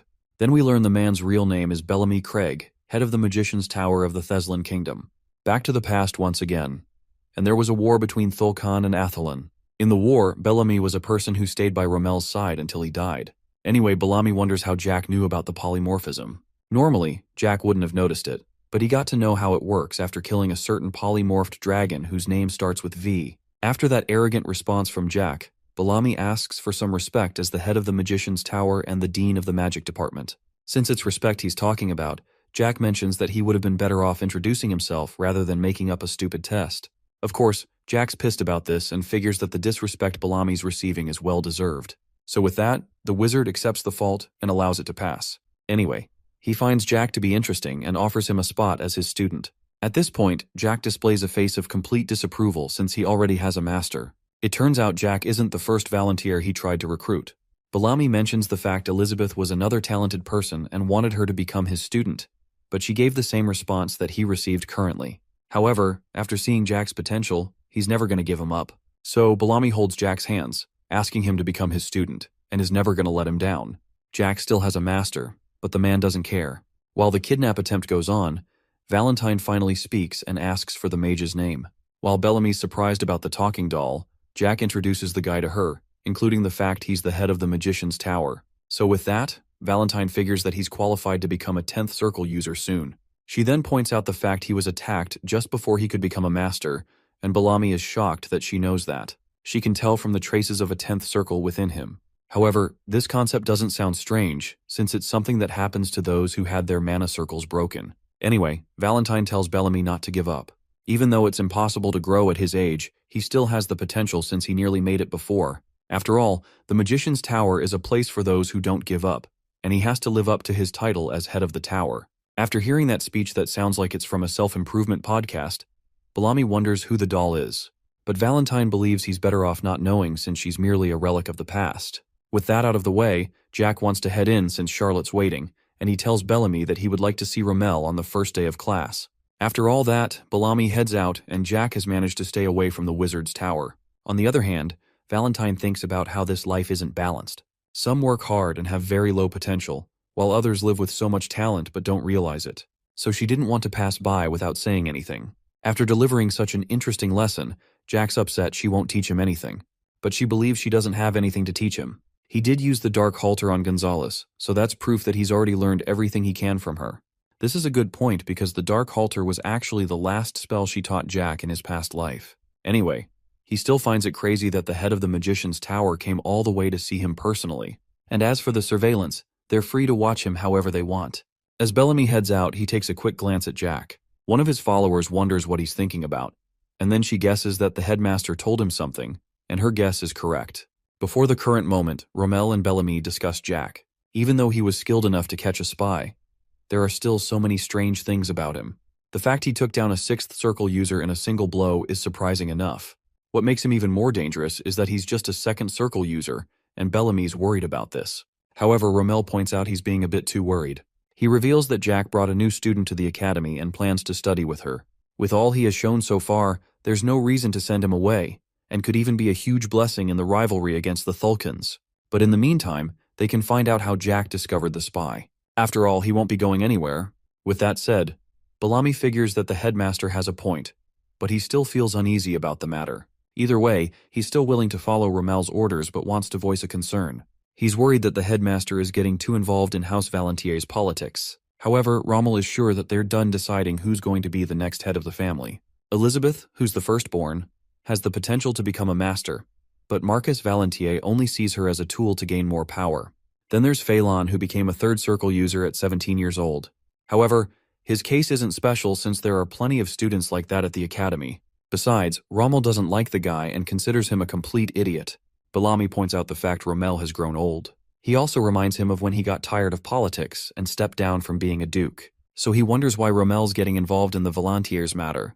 Letting Jack stay in a nice dorm room and skipping classes is fine with him, but going out of his way to find a manor for him is a step too far since people are obviously going to talk about it. With that said, Rommel understands his concern since they've known each other for 30 years. However, his old man senses tell him that he'll definitely get something in return if he keeps Jack around. That sounds strange to Bellamy, but Rommel just laughs about that. Since the manor will soon be ready, he asks his friend to meet Jack and have a look for himself. So with a defeated sigh, Bellamy agrees to do this. Now back to the current moment. It seems he has seen what Rommel was talking about earlier and he laughs about it. His follower notices this, but he quickly plays it off that he thought of something funny. Next, we have a look at the manor. Other than the maids, Jack counts 5 guards and a single cook in the manor. He addresses the group since they're assigned to look after him. First off, he mentions that he likes steak, so they'll be making a whole load of that for all 3 of Jack's meals. In addition, he wants them to have some vegetables on the side. Since he's a man of specific tastes, they all have to be top tier. However, Jack's already confident they won't top Ron's cooking. Next, he also mentions how he likes strawberry and tomato juice, so they'll have to make that for him daily. The guards heard all that loud and clear, however. Since they've all been assigned to Jack, he intends to make the most out of them. Well, at least most of them. He gets to the cook whose name is Gwyness, and he looks like his soul has been drained, so Jack skips him. As for the rest, Jack couldn't bother remembering all their names, so he calls them the Quintet. Anyway, he reveals they have been trained under the headmaster, and they are shocked after he says this. He also notices that everyone has had a broken mana circle, so he tells them about Tanos, and says they should work hard like him. One of the guards is shocked after he reveals this, so he wonders if the headmaster gave him a heads up. But Jack doesn't intend to answer the question. Shortly, Charlotte calls to Jack and is amazed at how large the manor is. So, Jack takes his leave and decides to look around the place with her. Jack acquired his new manor on the 9th of August, and classes start on the 16th. Currently, it's the 14th, and Jack has enjoyed the past 5 days at the manor. He did several activities like shopping with Charlotte, sightseeing, eating some good food, and even watching a play with his master. With all the activities he experienced, this could be the most peaceful time he's ever had in a long while. However, there are 2 things on his mind. First, he has to keep training and remain in shape, even though it's hard to forget how to use mana or fight. While he runs, Charlotte catches up with him and she seems to copy everything he does. But of course, there's no way Jack's going to slow down for her. After a while, the 2 of them are exhausted from the run. Then Charlotte asks if Jack's going to see someone, and he is. This brings us to the second thing on Jack's mind. He goes to watch Thanos, who's training as always, and wonders if he ever gets tired. After watching him do the same thing for 5 days, Jack now believes that Thanos is a very hard worker. He wasn't born with any talent, but he seems to be the most diligent student in the academy. After a while, Jack spots Thanos' wounds. At this point, Jack calls him out and wonders why his wounds always keep getting worse every time he spots him. As for why Jack's asking, he was wondering if Thanos used the potion he gave him. Then he hands him another one. However, Thanos seems a bit troubled as he receives the potion, and Jack notices this. Thanos points out that one of them costs 40 gold and wants to repay Jack for it. However, this doesn't answer Jack's earlier question. After taking another look at the wounds, those aren't just any scratches. Several of Thanos' bones have been fractured. With those, Jack figures that he must be in pain at this point, and he's been enduring all of it to train for the 5 days. This feat is impossible for a lot of people. Thanos heads back to training, and Jack believes that he does this for the entire day. One thing Jack wants to know is why Thanos always gets beaten up, despite having such strong willpower. Unfortunately, he doesn't answer the question and continues to train. Valentine finally speaks up about him getting ignored. While Jack finds Thanos' efforts to be adorable, Valentine feels sorry for him. Since Jack's a student of hers, he should see that Thanos is harboring so much hate and ambition in his heart. Fortunately, Jack does notice it. While those are the dude's main driving forces, they're also stopping him from controlling himself. Since it's pretty clear his progress will be regressing, Valentine can't help but feel sorry for him. However, Jack's translation to his master's language is, "You've watched him for too long. Are you recruiting him or not?" So, Jack calls to Thanos again and asks him why he's training with a sword. So Thanos replies that he aims to become the greatest swordsman on the entire continent. After hearing such an ambitious goal, Jack begins to laugh out loud. Thanos figures. It's one of those laughs where the person thinks his dream is ridiculous. But Jack clarifies that he wasn't laughing at him. He just couldn't understand what kind of ambition Thanos had in his heart. But now he gets it. From there, Jack approaches him, and Thanos wonders what's next.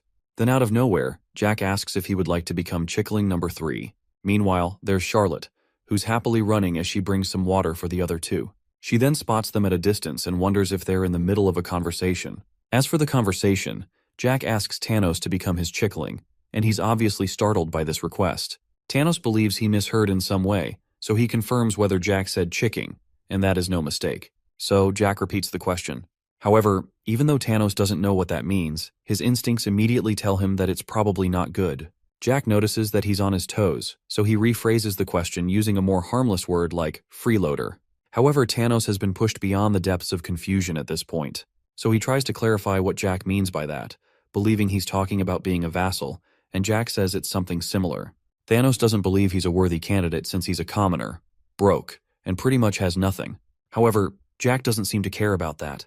Thanos knows the rumors around House Valentier, but he points out how Jack seems to be much different from them. Obviously, Thanos has heard of him as a student of the Academy, but still, Jack doesn't seem to be concerned. In the end, Thanos asks him to search for another person as a vassal, since he doesn't think he's worthy enough. Apparently, he seems to be worried about Jack. But anyway, Jack reminds him of the dream he has to become the best swordsman that no one ever was. So that would mean Jack will get to have the greatest swordsman ever as his vassal. But the fact that Thanos believes he'll be useless just shows how unlikely he thinks it is to reach that goal. After a brief silence, Thanos reveals that he has no talent or mana. However, he's not looking at the full picture. Jack informs him that he has something way better than having mana, and Thanos is confused by what he means. There are tons of people who are born with good talent with mana.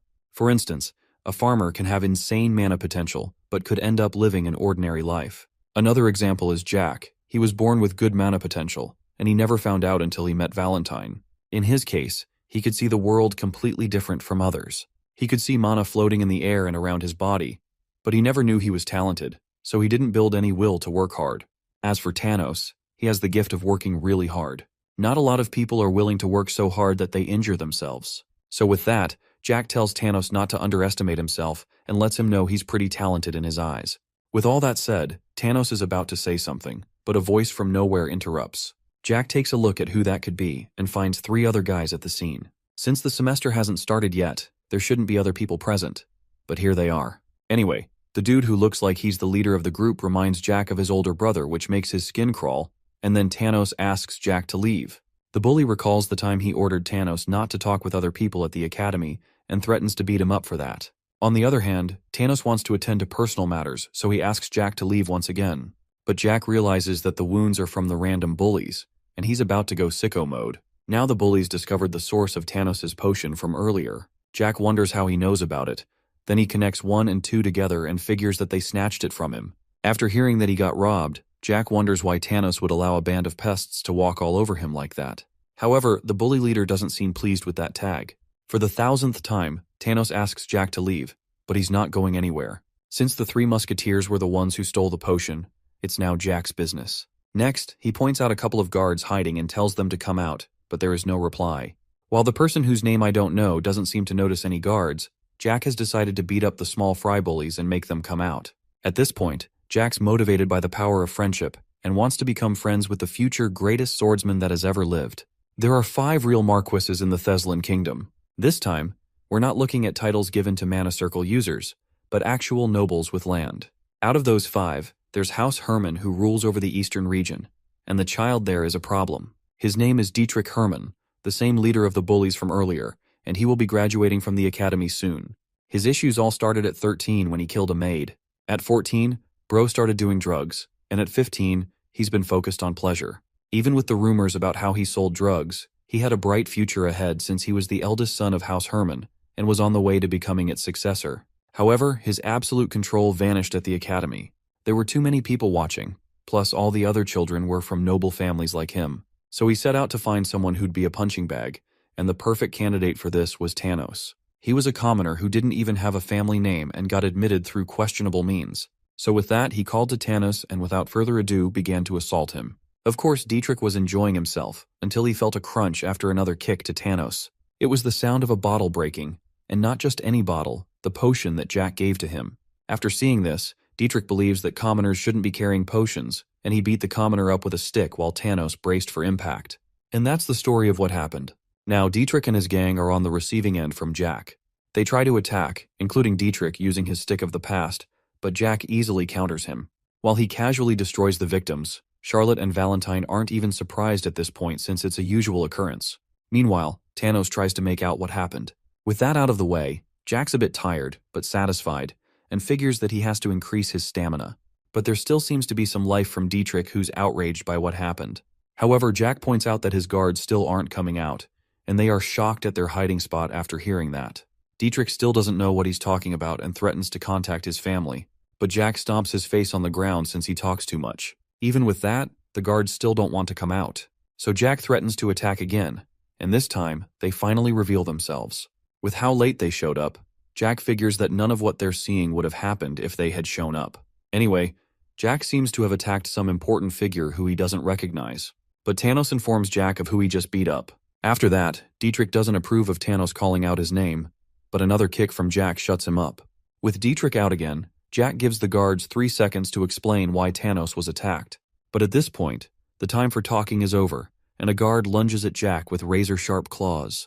Jack dodges this, but he hears another guard reciting something for a spell and is shocked about it. He recognizes it as the most advanced spell for a 6th circle, the mass destruction spell called Explosion. So with that, Jack figures they're planning to blow up the entire arena and everyone in it to smithereens. But if you ask me, that sounds pretty stupid. However, Jack figures they're quite the scoundrels for this. The fact these people want to blow up the entire area is crazy. However, Jack has something up his sleeve as well. He can make mana flow backward using one hand, so he clenches his fist and the guard's spell begins to tweak out. Then he gets a face full of explosion.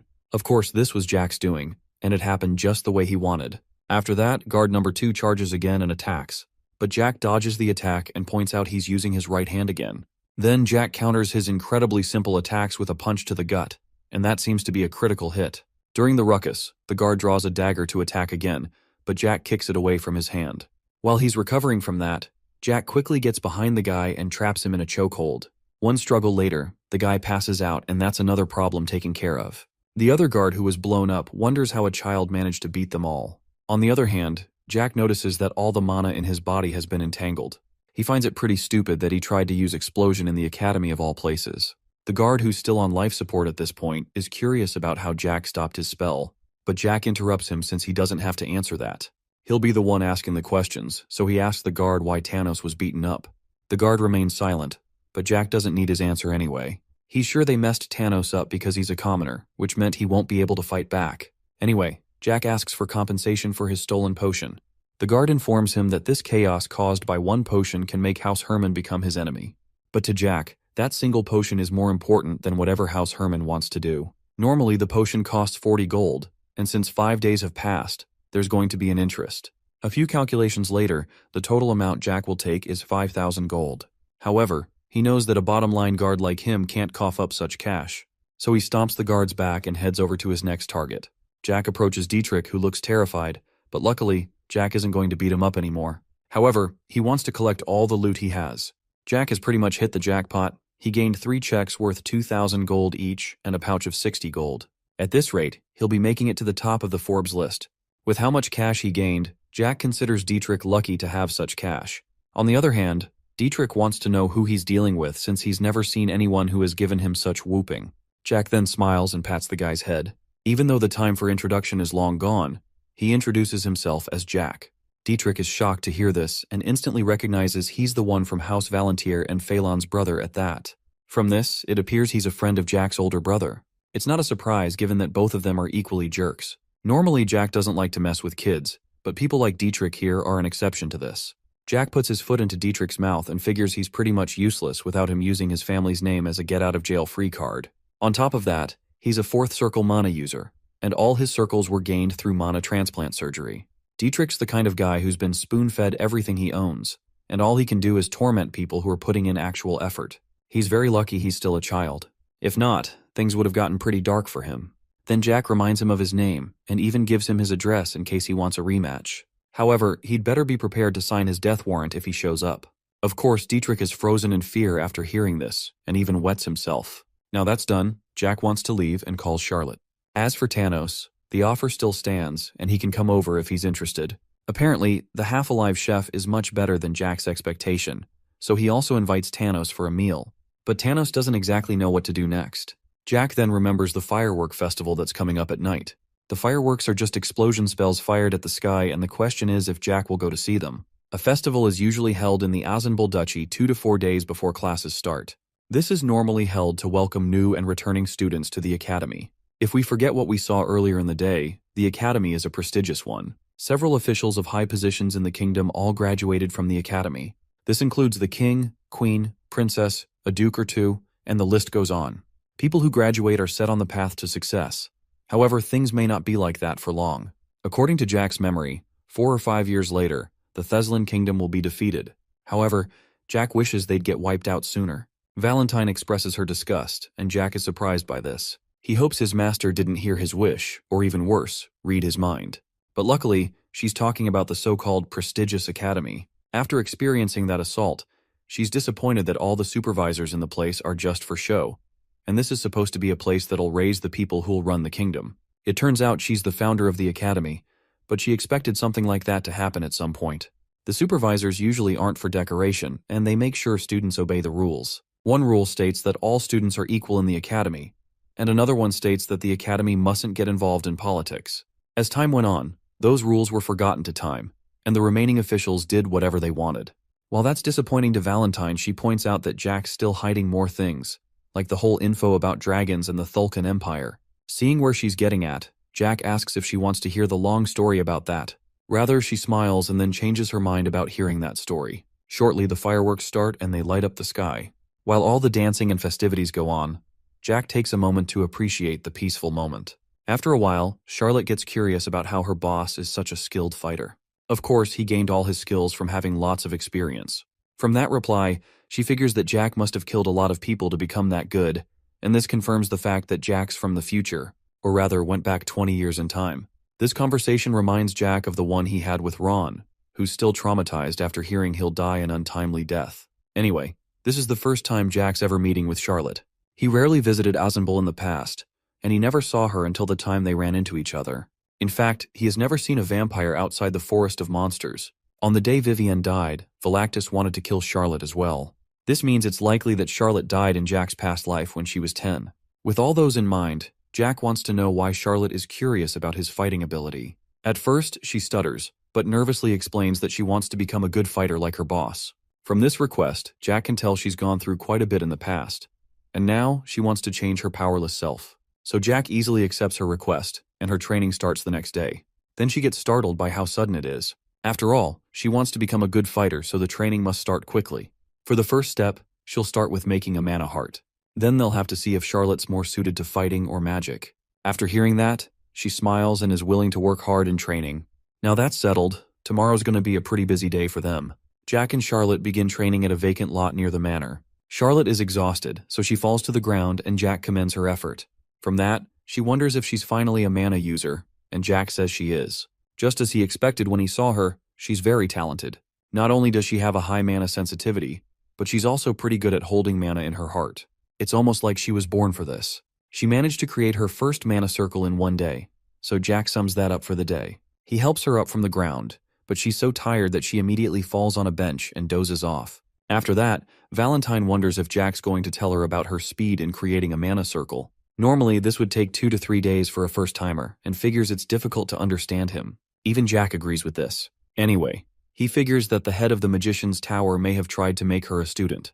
But if it weren't for Jack's help, it would have taken up to a day for her to create a mana circle. Apparently, he set up a mana circle on the ground, and Charlotte can gather mana from the air with it. It also creates a wall around, and Jack can control all the mana within the circle towards Charlotte. While that may sound simple, it's not easy for anyone to pull off. Add that to Charlotte's hard work, and 1 mana circle is up. Valentine, on the other hand, finds it interesting after seeing how Jack is generous with those close to him. Anyway, next on the list is Tanos. Jack spots him crying, but Tanos denies doing such a thing like that and he wipes his face. After a bit of observation, Jack figures that Tanos isn't seeing much progress and wonders if he's about to give up. His accuracy seems to be on point. After Charlotte created her mana circle in 10 hours, he figures that Tanos feels inferior and wishes that she's not equally as talented in swordsmanship. Of course, becoming the greatest swordsman on the continent isn't going to be an easy goal. But at this point, Tanos feels defeated, so he drops to his knees and begins to sob. Jack discovers that, unlike his tough physical appearance, he's very soft on the inside. He then asks if Tanos is willing to throw away his dream just because of 1 child. So he pats his head and assures him that he can achieve his dream. However, it's still not going to be easy, no matter how much he wants it. So he has to stop crying and never give up. Tanos, on the other hand, is surprised that Jack believes in him. In fact, Jack is the first person to seriously believe him. Everyone else laughed at him since they all thought he couldn't achieve his dream. With that, Jack figures there are currently 2 kids living in his house. Anyway, Tanos reaches out to Jack and thanks him since he's the only person who believes in him. Jack never expected this adorable side of him, but he tells him to keep on working hard. As far as Jack knows, hard work has never let him down. Thanks to it, he's currently the strongest swordsman on the continent. But still, he can't help but feel sorry for Tanos and wants to cheer him on. Shortly, someone arrives at the area and Jack withdraws his hand. Now he's on full alert concerning the mystery guest that's approaching. This feeling of being surrounded is familiar to Jack, but it isn't a nice one. Like an NPC that has detected a hidden enemy, Jack's ready for battle. While Tanos is unaware of the situation, Jack orders him to get Charlotte, who's sleeping, and come to him. Tanos picks up the urgency of the matter, so he rushes off. Meanwhile, Jack searches for the quintet and Gwyneth the cook. He detects them after a while and discovers they've all been knocked out. Shortly, Tanos arrives with Charlotte and Valentine comes along too, and the attackers finally reveal themselves. The person behind this assault is Dietrich, and he's back for revenge. With how things are, Jack doesn't need to hold back anymore for the brat. After all, he did make it clear that he would kill him if he wanted a rematch. Before the epic showdown, we have a look at Dietrich's side of the story. He's destined to be the Marquis of a domain in the East. He believes that the world is run by power, and the power of one's house will become their power. Since Jack's getting in his way, he doesn't see a reason to not eliminate him. However, if he does that, he'll get in trouble with House Azenbul, specifically Ramel. But in his defense, Jack did attack him first, and he even has a witness to that. So, he could turn this encounter into another war between Houses Herman and Valentier. By his side is the master of the Pentanil Guild, Bentamon. Even though Jack may be strong, Dietrich believes a 9th Circle user is enough to take care of him. Before the attack we're witnessing, Bentamon is briefed about the mission. The target is Jack Valentir. He stays with Charlotte, who was admitted into the academy through special ways. And there's Tanos, a fourth-year student at the academy. One thing they had to keep in mind is that Charlotte's making a mana heart from the fact she's been in the same spot for quite a while. As a result, the target can't leave the training ground for a while, which is good news to Dietrich. No matter how talented she is, he believes that it will take her 2 days minimum to make a mana heart. Another bit of intel is that there's a cook and 5 servants from House Azenbul who have been located in the manor. So the plan is to knock them out and minimize conflict with House Azenbul. As for the chances that the Knights of House Azenbul will spring into action, Dietrich is positive that nothing's going to happen. Out of nowhere, a fire breaks out in the Duke's manor. Since people will be busy dealing with that, they won't have time to worry about Jack at the manor. With that, things are going smoothly, and nothing's going to interrupt them. So Operation Slay Jack is officially a go. That entire operation cost Dietrich 500k in gold to set up, so it better be worth it for him. Anyway, with this flawless plan, he believes that Jack is a dead man now. However, Tanos and Charlotte step forward. Both of them are determined to stall the soldiers while Jack escapes. Even though Tanos is shaking, he thanks Jack for believing in him and takes the blame for everything that's happening. So he wants to make things right and stall them, while Jack runs away. On the other hand, Jack admires this display of courage but finds it stupid either way. It seems he managed to inspire both of them, and while it feels nice to be protected, he asks them to get behind him. He can't afford to put them in danger all in the name of protecting him, so Jack has no other choice but to unleash his power. Before he can cast any killer spells, Valentine stops him from doing whatever he wanted to do. Apparently she wants to handle them by herself. On the other hand, Dietrich is shocked to discover that the mysterious doll can walk and talk. Before he can go on, Valentine begins to glow under the moonlight. The light emerging from her is so bright, and it flashbangs everyone. A short while later, she is transformed from the doll into her original human self. So with that, the extraordinary hero who held one of the highest positions in the continent and brought mankind to the top is finally back after 400 years. Of course, Dietrich and his gang are shocked by this transformation. Jack welcomes his master as a proper human this time. Before he can say anything extra, he receives a sudden uppercut to the jaw. While that hurt, Jack's reminded of the time he brought Valentine out of the cave. Back then, he completely disregarded her opinion and did what he wanted. Besides, he did say he would be ready to receive a beating from her. Now that's been settled, the next matter is clothes. Jack orders Dietrich to hand over his coat. Of course, he's shocked by this sudden demand, but Jack tells him to give it anyway. Now the situation has become incredibly awkward, but Dietrich hands over his coat. Jack puts the coat on his master. He also doesn't regret taking her out of the cave since it was the right thing to do, regardless of her opinion. He's aware that there's no way she would want to remain in that cave, so Valentine should forget about the point of wanting to remain locked up in there. From what she's seen, she figures that humans are still animals of desire in the end. The reason why she made the human world much different from monsters was because she thought they'd be different. But she was wrong and finally realized there's no reason for humans to be separated from other species. Apparently Jack wanted her to realize this for herself, which is why she brought her out of her introvert cave. However, he assures her that she never made the wrong choice in the past, but simply trusted the wrong person. As a result, she was unable to see the results of her creation. Valentine figures that the cave was a prison she locked herself in. Now she owes Jack for the rescue and calls him her student. Jack is surprised after she calls him that. Even though she's aware that Jack's a full-grown adult who went back in time, she still treated him like a child. Now Jack feels good after being called her student. Anyway, Valentine points out the fact Dietrich tried to harm her student and is ready to destroy him. He on the other hand realizes that he's in real danger now. He begins to panic and sends all his soldiers after them. Before they can get anywhere, Valentine has already cast her spell. She summons some giant skeleton-looking thing from the ground, and it's over for them. Somewhere in the Thulkan Empire, this spell's enough to bother some guy who's enjoying a glass of wine. His servant calls him Henkes, the man who'll become the strongest swordsman in the Empire, and wonders what happened to him. He dismisses it as nothing, but deep down, he has a feeling that something's terribly wrong. So he wonders if he's imagining things or if the world's actually going to end. Somewhere around the Dark Sea, a couple of dragons notice something about the activity of Soul Aura. They can tell it belongs to none other than Valentine. However, our friendly neighborhood dragons have a score to settle with her, including one that she put a soul restraint on. Anyway, they're impressed that a human managed to live for 400 years. Now the next question is how long she plans to rule over the world. Back on the battlefield, Valentine summons some kind of Giga skeleton thing. Even Jack doesn't know what to say about what he's seeing. The thing lets out a screech that can be heard across the battlefield and beyond. Dietrich is at a loss of words for what he's looking at since he's never seen anything like it. Shortly, the soldiers begin to disappear. almost like Thanos finally found the Infinity Stones and snapped them out of existence. Then it gets to Dietrich's turn, and his legs begin to disappear. At this point, he realized what he had just seen was death, straight up. Now that he realizes he's about to die, he begins to panic and freak out. Then death reaches out for him. Dietrich is terrified, so he begins to bargain for his life. Bro really thinks his life's worth 50 gold, after spending 500k just to die. Anyway, one grab later, and he finally vanishes. Now all the enemies are gone, a portal opens up and the skeletal monolith is gone too. After all that, Valentine turns to Charlotte and Thanos, who have just witnessed the true final boss and are frightened. Valentine approaches the both of them, reaches out, and pats them both. She recognizes Charlotte as the noble vampire, and Thanos as the hardworking warrior. Then she properly introduces herself to them, saying she's a relic of a past with a fool as a student. So she tells them to take care of Jack in the future. After a while, the info finally hits Thanos with his high ping brain. He mentions everything she said earlier is true, but he believes that Jack being a fool isn't true.